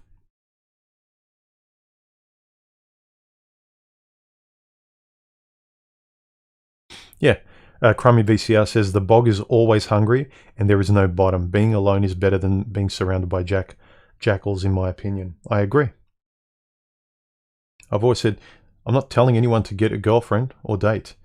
I'm saying make your life so good that you will notice if someone is worthy of being part of it and you part of them because you're so compatible, you'll recognize it. Rather than most guys' language is like, all girls are like this, it's a matter of crossing your fingers and hoping she doesn't ruin you like she will. Like their language is very definite. Whereas for me, I want to have more control in my choices. I know I don't have as much as, I know free will and all that, but in the sense of like my diet, I choose better food. I choose to exercise. That choice is better than saying, well, we're all going to die. What's the point? Food is food. I'll just buy the cheapest food. Oh, look. Conveniently, it turns out to be the most unhealthy food. But, it is what it is. All food is unhealthy. No, it's not. It comes down to a lot of your choices too.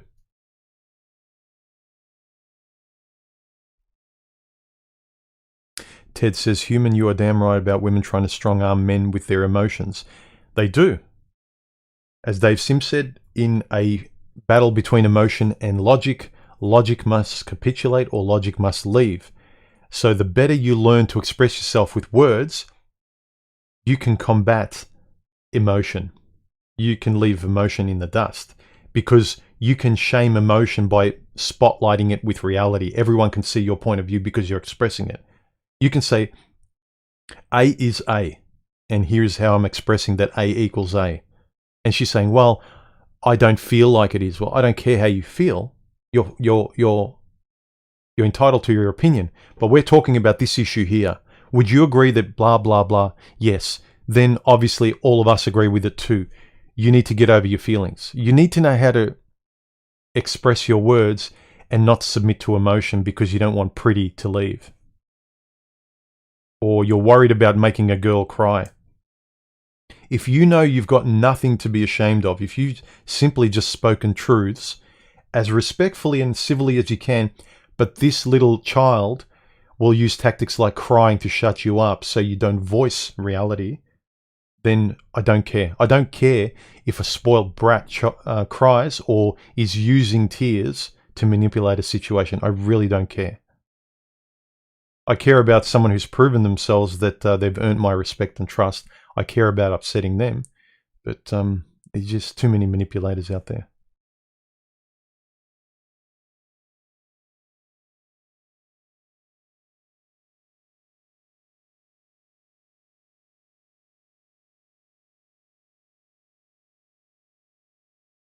Time of dying. Do you think no hymen, no diamond is an unrealistic standard for a man to have? I think they're cliche standards.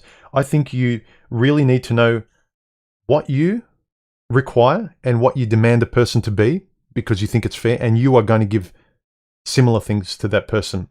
You're going to be very fair, open, and honest. You're not going to blackmail people. You're not going to take a pretty exterior of someone and cross your fingers that you can fill it up with the person you want. That person needs to come fully formed, expressing who they are. All these cliched, no hymen, no diamond, if we're not married, if this doesn't happen, then I'm leaving. It's like, good, go away. I'm after a compatible person. I want friends in my life. I want people I can trust. You can only trust someone you can naturally and organically trust. You can't train a woman to be the personality you want, and then when she's comfortable, the real her is going to surface, because the real, if she's got parts of her that are going to manipulate and destroy you, you can smother them and dominate her at the start, but after a while, when she realizes she's got control now, like you've moved in, you've married, you've had kids, forget it. If that's her nature, that's her nature. Be interested enough to reveal someone's real nature. If that's not compatible with you, I know it's hard, she might be pretty, but it's going to make your life hell.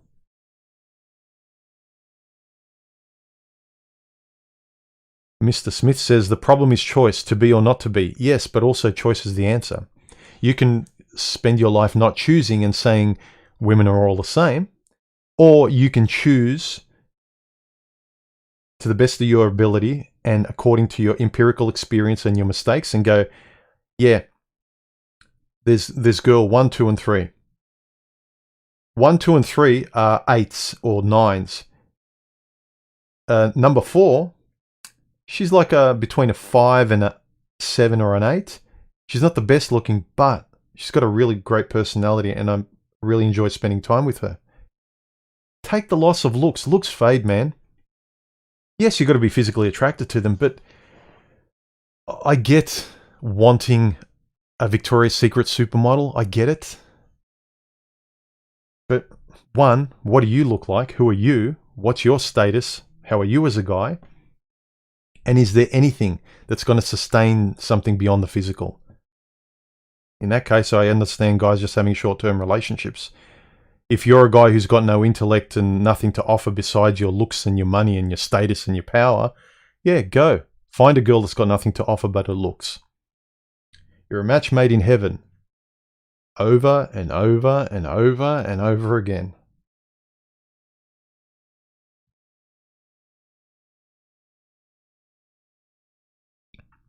Hey, Boffin, how you going?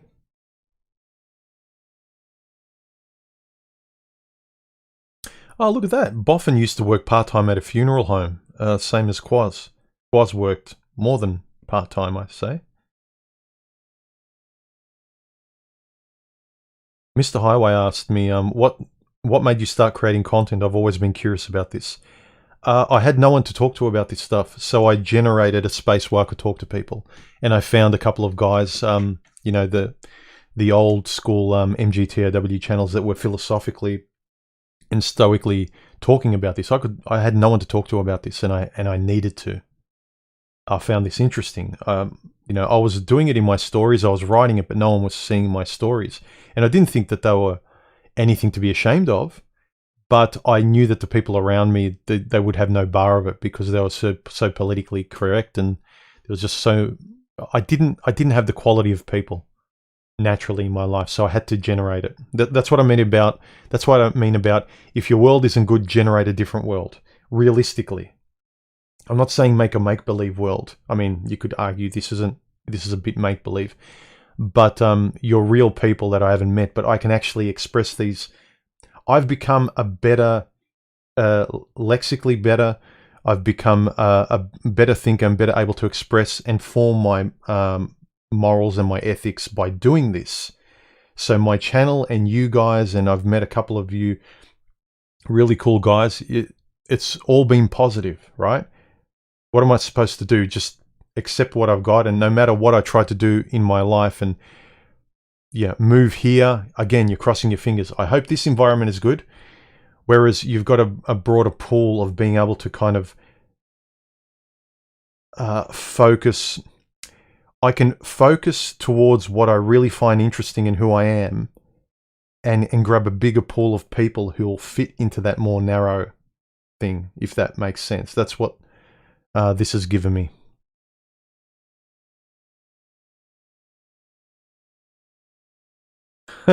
Quasimandias says, best advice I ever got from an old cat on dealing with women is practice on those you don't like. Yeah.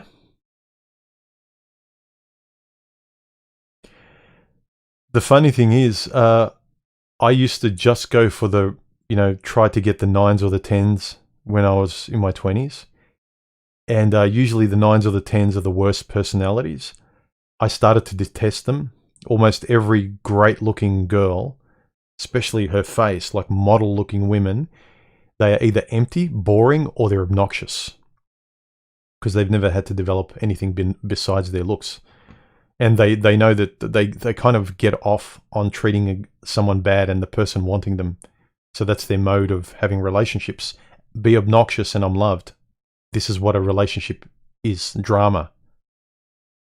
High stakes tension, And so I remember in my 30s, I started to approach hot women, not because I wanted to have a relationship, but I wanted to flirt, and I didn't trust them at all.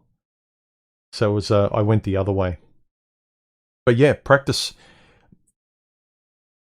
Like perfect women, I would approach later. There would be very little, if anything, in common. But as a mode of, it was like just a fun exercise to do something I could never do when I was younger. But then I really didn't want them anymore. Anyway, they didn't seem real. They didn't have personalities or anything that would relate to me. I remember once when I worked in the city, I was walking through Maya. Australians would know what Maya is. Maya is kind of like the most. It's like the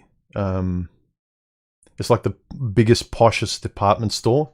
It's a multi-level, massive department store, and I was walking through the perfume section, and you've always got sort of models. They hire models to sort of hand out perfume, and they're dressed really beautifully and provocatively, and some of the most gorgeous women you'll meet.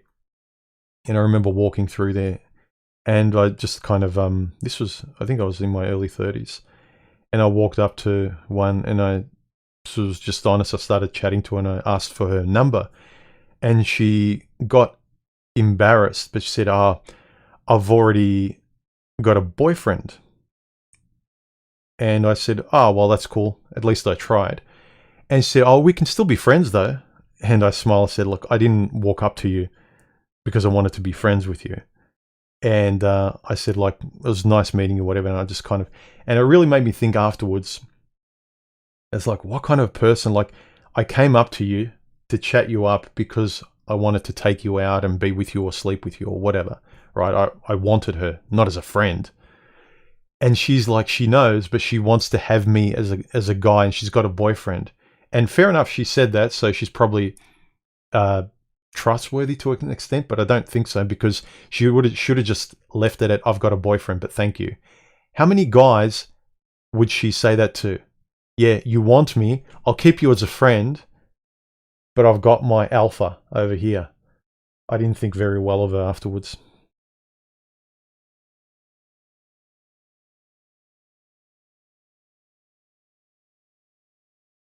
Mr. Smith says, night drives are spiritual experiences. Yeah, with the window down and the engine going. A cool summer night. Nothing beats it, man. Nothing beats it.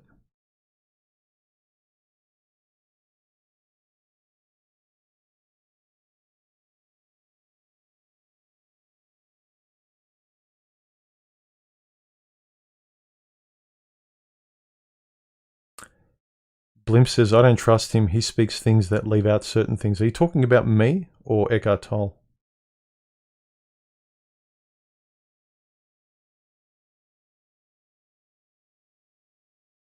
Yeah. I think in relation to Eckhart Tolle, I find him too ephemeral and vague. I need something specific, and no one said a human needs precise points of attack and engagement. Otherwise, how do you calibrate your rifle? Yeah, if it's not a process, it's a clarity in thinking to sort of develop your own process. Doug B, thank you very much for the super chat donation. Doug says, human speaking of hammering pillars, what's one that matters to you? I don't restrain myself when I start talking to a girl that I like. I let it all out, and I don't care whether I'm being too overwhelming. If I'm interested, I'm interested. If I want to talk, I want to talk. If there's a subject to talk about, it's all part of that honesty. Not holding yourself back. And if you feel like holding yourself back, you're doing it because you're consciously aware of doing it. So a truth for me is, I suppose for the other person, is really noticing if I pick up that they're being honest with themselves, if they're expressing themselves, or is she being shy, mute? Is she agreeing with me? Then I learn to follow up with asking her a question, whether to reveal whether she's just being agreeable or whether she is that way herself. So, kind of that true expression pillar. Be yourself and demand that she's revealing herself, and don't just be aware enough to sort of see if she's just being agreeable and nodding and saying yes to everything you want without expressing why. So, for instance, say someone says, she says to me, I really like A. And I said, oh, I love that too, because, and I start talking about it to show how detailed and expressive I am. I'm not just saying yes to you. So I think a lot of girls just are used to the agreeable word or phrase, like, you're pretty, rather than, I like how you look. Like, I would never say, like, I think you're gorgeous.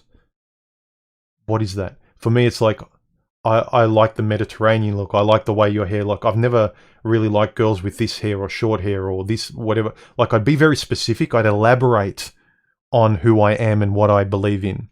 So I always look for the detail, not just agreeable, like yes, no, up, down, this is nice. That's not like banal, like the richness in conversation, someone expressing the hows and whys, and it kind of reveals who they are. Makes you feel more secure about the other person. I'm sure the girls that found me attractive for whatever reason, I think they like the expressive side of me, allowing them to feel comfortable with me, because I'm giving them so much detail about things we're talking about that they get a clearer picture of me. Look for that in the other person and demand that they do it. If they don't, you know that, what's it going to be like being with this closed book.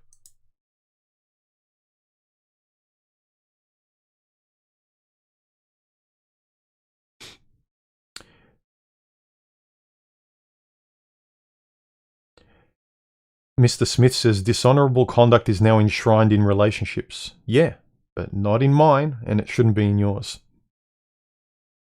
I can agree with what most relationships are like, but they're not going to be mine anymore. Forget that.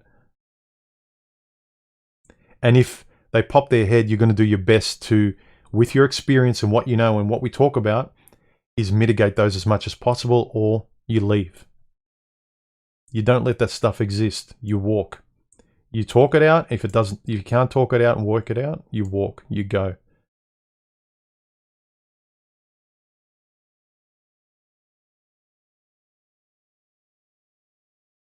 Pete says, human, what's it like being a control freak? I often admire people who have everything in its place controlled. Moderation, the middle path is usually best. Yeah. I don't know. I've always been like this. This has been my reflex. I have nothing to compare it to. I've just always been like this. I suppose I've always been more introverted, and so to feel less scared, I had to find the middle ground. I needed to find the balance. I needed to find what works philosophically and morally.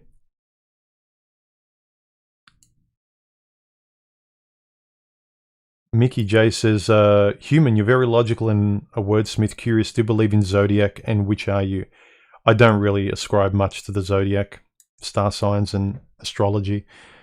I am Gemini. Quasi-Mandai says, do as thou wilt shall be the whole of the law.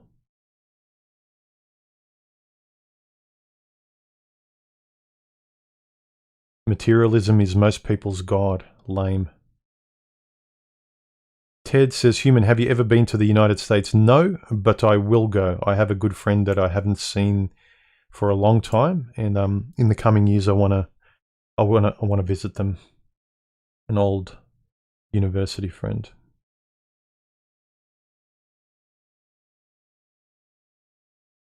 Pedro, any plans for today, Human? Yeah, I'm going to visit my family after this. Mic sounds good, a little bassy. All right, let's chat. I used to think bassy was good, but I'm a little red as well. I haven't looked at my video, but I've got a little sunburnt the other day, so I'm fairly red. So let me adjust the saturation just a bit. There we go.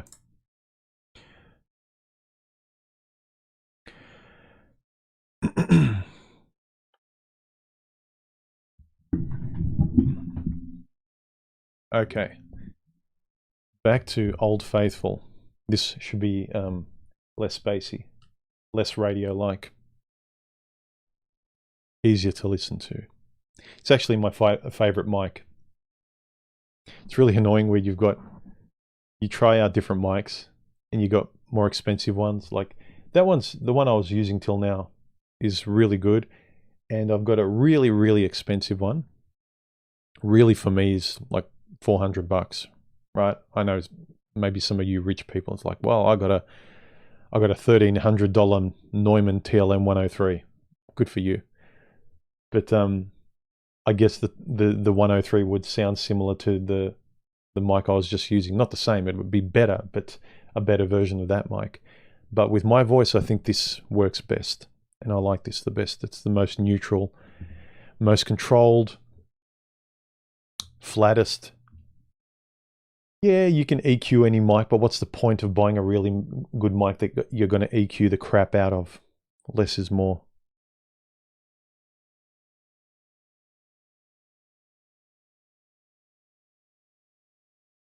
Yeah, don't forget to add emojis to your question, guys. Otherwise, I won't see them.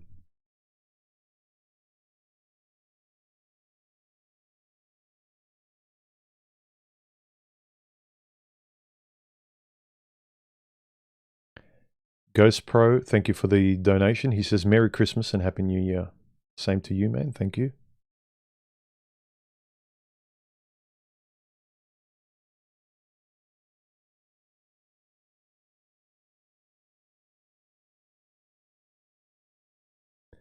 Just the Guy says, what if you simply don't like the choices? When two parts are too far apart and there's no possible middle ground, it's better for them to go separate ways. No point to insist. I agree. I agree. If you have diverged, then generally you kind of see you had an interest in women, but it's sort of diverged that you can't even pretend to have that interest. And this is something I talk to when you got periods, like especially when as I've gotten older, I haven't cared about chasing a relationship. I've been happy with my life. And when you hear women say, well, don't give up, it's like you're presupposing I still have a level of interest for women. Like I don't find women interesting. And they think you're bitter. It's like, no, I like skateboarding when I was young too. I like building tree forts. There's stages in life, as I mentioned in the previous video. There are seasons in life. And the season in life in which I am now is like very different to things that are important to me. You know, women are really far back. They're nice, they're beautiful. And because I have a very specific life and personality, and my interest in them has naturally waned, women presuppose because they've just got relationships and their beauty and being in relationships themselves, having nothing to be alone with. They don't have hobbies or interests, no singularity with which to be with themselves. They find that like, oh, well, I'm super interested. That's the space I feel most comfortable. Why are these guys giving up? These guys are losers. It's like, no, we've never, our hormones have wanted you. We couldn't help it. We were addicted. But now our hormones have waned and now we can sort of do more of our interests. We like a lot of other things beyond women. So it's frustrating with me when women sort of assume by default. It's like the sky is blue. You must be addicted to women at all times, simply because we were when we were in our 20s. I think women naively assume that the men will always want them and love them and pursue them. And they don't want to face the reality in your mid-20s. Like, when your eggs are drying up, men's interest in you is dying down too. Not because you may not still be beautiful for your own age, but it's just like they have their seasons. Biology makes men's hormones go down. It makes women's hormones go down. So we are all reproductively dying in the ease at which we can want each other. So you better try and do it soon or at that point. Otherwise, later on, we are trying to have relationships with each other in the past. We are trying to have snapshot relationships of who we were in high school. You know, those guys that talk and say, you know, look at this photo of me. I was a quarterback in high school. And that's where they try and speak all the time. I think women especially try and relate in relationships and love like that. Look at me when I was young. Look how beautiful I was. This is where I go to whenever I want to be in the relationship space. It's like, you need to relate as an older person now. You are missing out on the autumn and winter of your life by pretending it's still spring.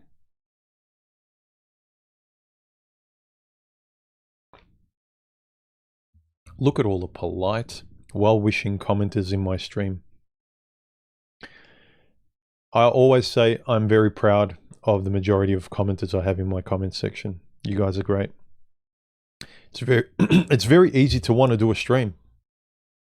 If I had the comments of some of the other channels that were antagonistic, do you think I'd want to do a stream?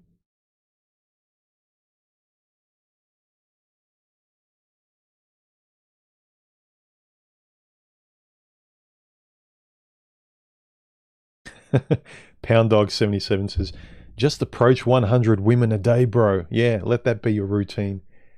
Do 100 push-ups, approach 100 women, make $100 at least, and aim for 100,000.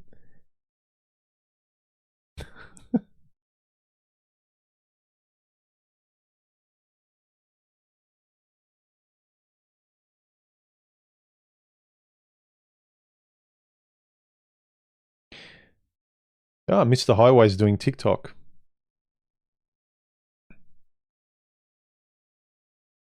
Doing fairly well, I see. Is that a joke, or are you really on TikTok, Mr. Highway? Making 100K? Or is that 100K in subs? Or fans?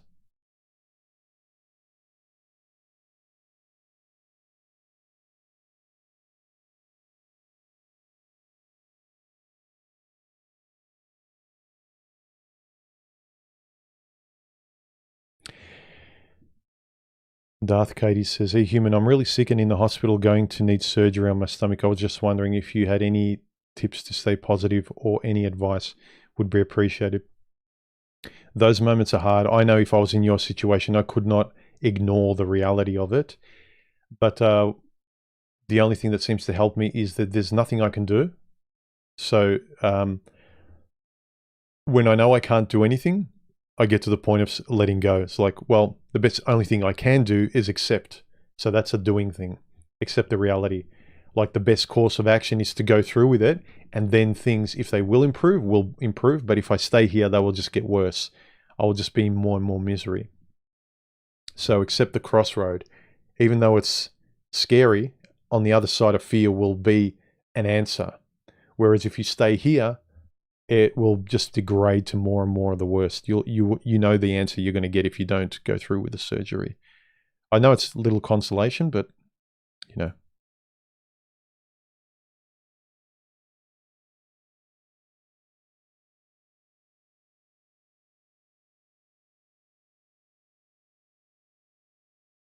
Any final questions, guys? And let's wrap it up.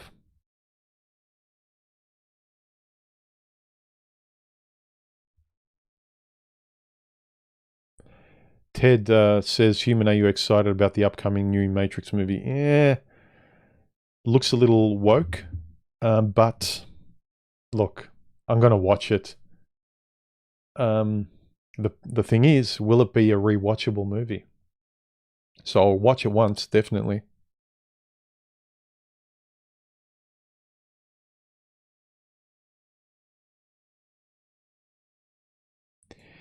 Respite Rad, he says, why do you think so many women follow Richard Grannon? Oh, he's a very smart guy. Good looking guy. Well put together. Very articulate.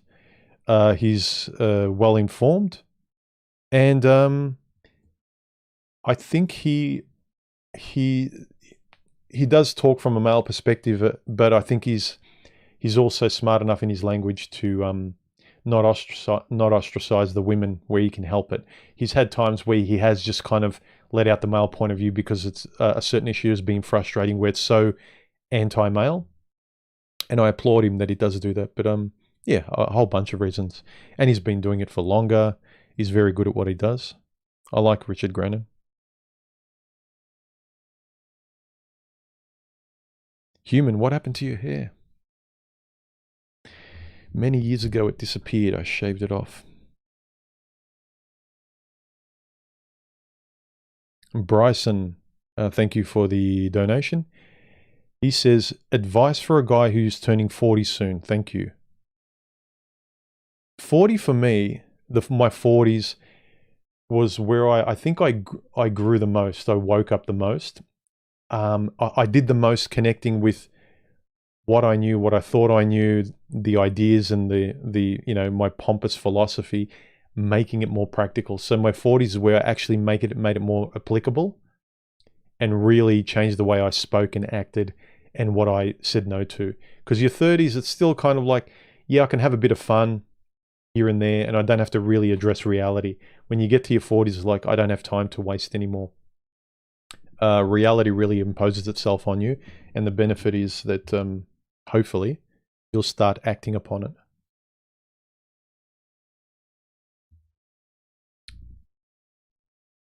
It's also when the rose-colored glasses completely stripped off of most women my age. In my 30s, I could sort of overlook enough willfully, and then it was completely dead by my early 40s.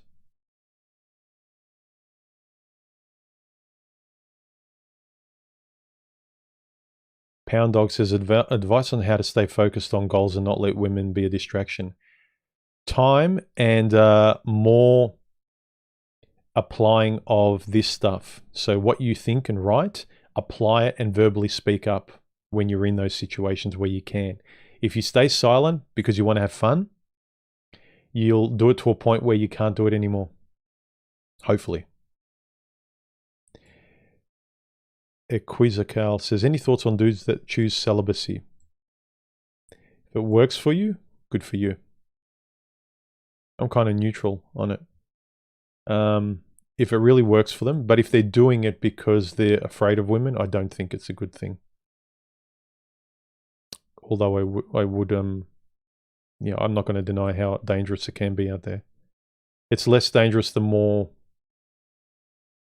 you do this, the more you stand up for yourself. And it's not an easy, I'm not saying like, oh, be confident. I'm not saying anything glib like that. But I'm just saying if you're hiding, your life can get worse, and it usually does. Try and get rid of the fear. And if you still want to be celibate, fine. If fear and self-isolating because of pain and scars and trauma and all that's not a good thing. But if you're isolating and celibate from a position of, you've come through a lot and you're very calm and your life is fantastic, you don't really get angry at or resist a lot, then good for you. Again, if you guys want to continue chatting after this stream ends, if you have a mic, jump on my Discord. Just be polite and let other people speak. Wait your turn. Merry Christmas, everyone. Just the Guy says, some things only make sense or make much more sense at a certain point in life. It's important to acknowledge when it's too late for certain things. Yep. Everything has its season.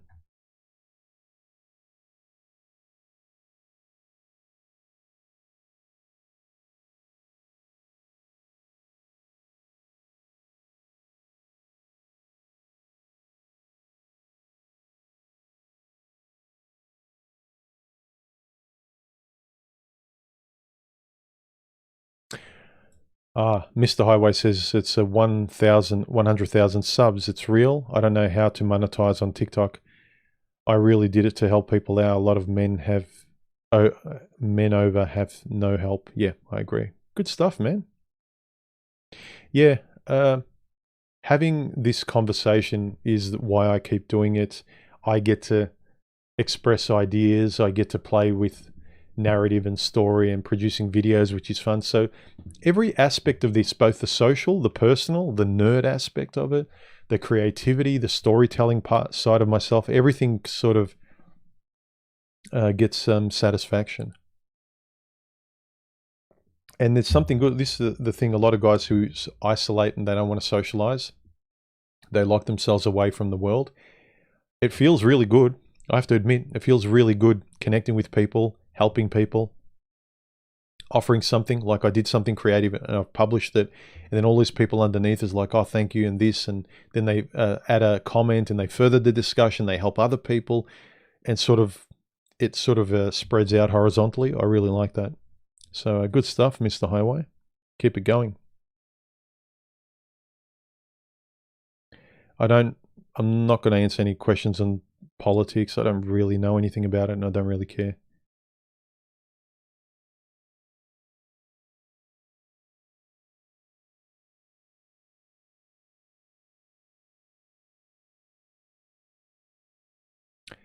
Richard says, how soon is your replay of this stream up and ready to watch? I think as soon as I stop it.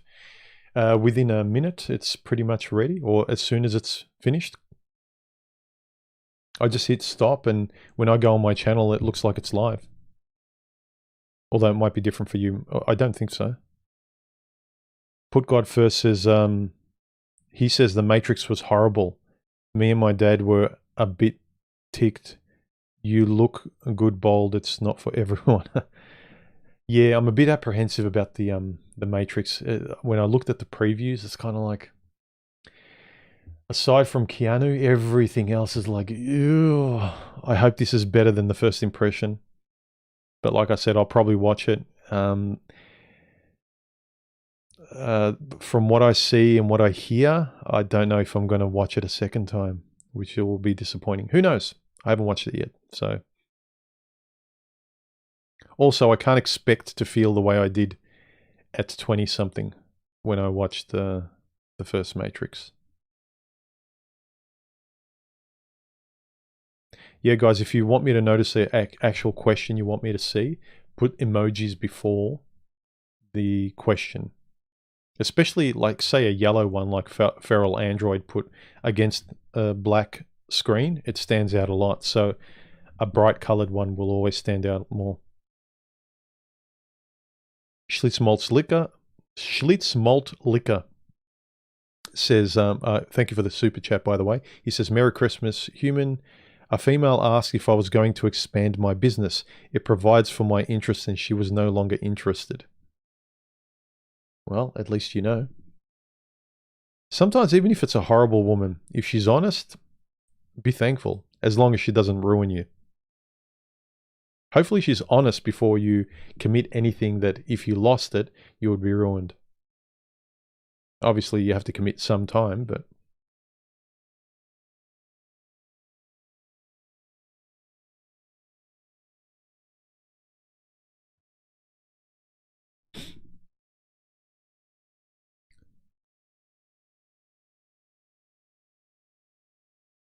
Rick says, use your free movie voucher, mate. What free movie voucher? You mean the donations from today? All right, guys. Any last questions? Let's wrap it up. Oh, we've been going for 2 hours. I thought we'd been going for an hour and a half. Okay, last stream this is for 2021. Good riddance. And let's hope things get better next year. Who knows, man? Who knows? But all you can do is be sensible with your own life. Treat each other well. Don't be a spurg. Golden rule, everyone. Remember, golden rule. And learn to think and speak well and make good friends and people around you. And that includes if you're still dating with women. Demand a friend. or demand nothing. Like they're either like all women, you know, I'm not saying to use and abuse them, but if you guys want to hook up, men and women just want to have that short-term thing and ruin each other over time, because the longer you do that, the more impossible it is to have a long-term relationship later on. It embeds itself. It sort of really ruins you. It's not just reputation. You haven't exercised the friend, trust, depth, comfortable sort of aspect of long-term with anyone. You are used to short-term, and you will get itchy very fast, and then you need to go to the next person. It's an itch you need to scratch all the time. Whereas when you're always aiming for long-term, and you really don't respect the short-term, but you value the long-term really, and then when you do have it, if you can cultivate it, you start having long-term relationships, it'll hold you in better stead. Like everything else, look at the long-term relationships you have with your hobbies and interests and video games and friends and all the stuff that's never left you. Doesn't that feel good? Don't you want that with someone else? Or do you want short-term, junk food? Take care of your health, guys. Stay safe, gentlemen. Merry Christmas. If you guys want to keep chatting, a whole bunch of guys usually get up on my server, my Discord, links below and in my about section. Be respectful and let everyone speak. Don't be a spurg. Have a good New Year. Have a good Christmas. Tomorrow or today for a lot of you guys in Australia and New Zealand and maybe Europe. And I'll catch you in the new year. I'm going to take a couple week long break, and I'll see you probably after the 12th or 13th of Jan. So I'll be taking a 2-week break, and I'll see you guys soon. I'll jump on for a few minutes in Discord after this, and I'll see you guys there. But otherwise, have a good new year, and I'll catch you guys later. Bye.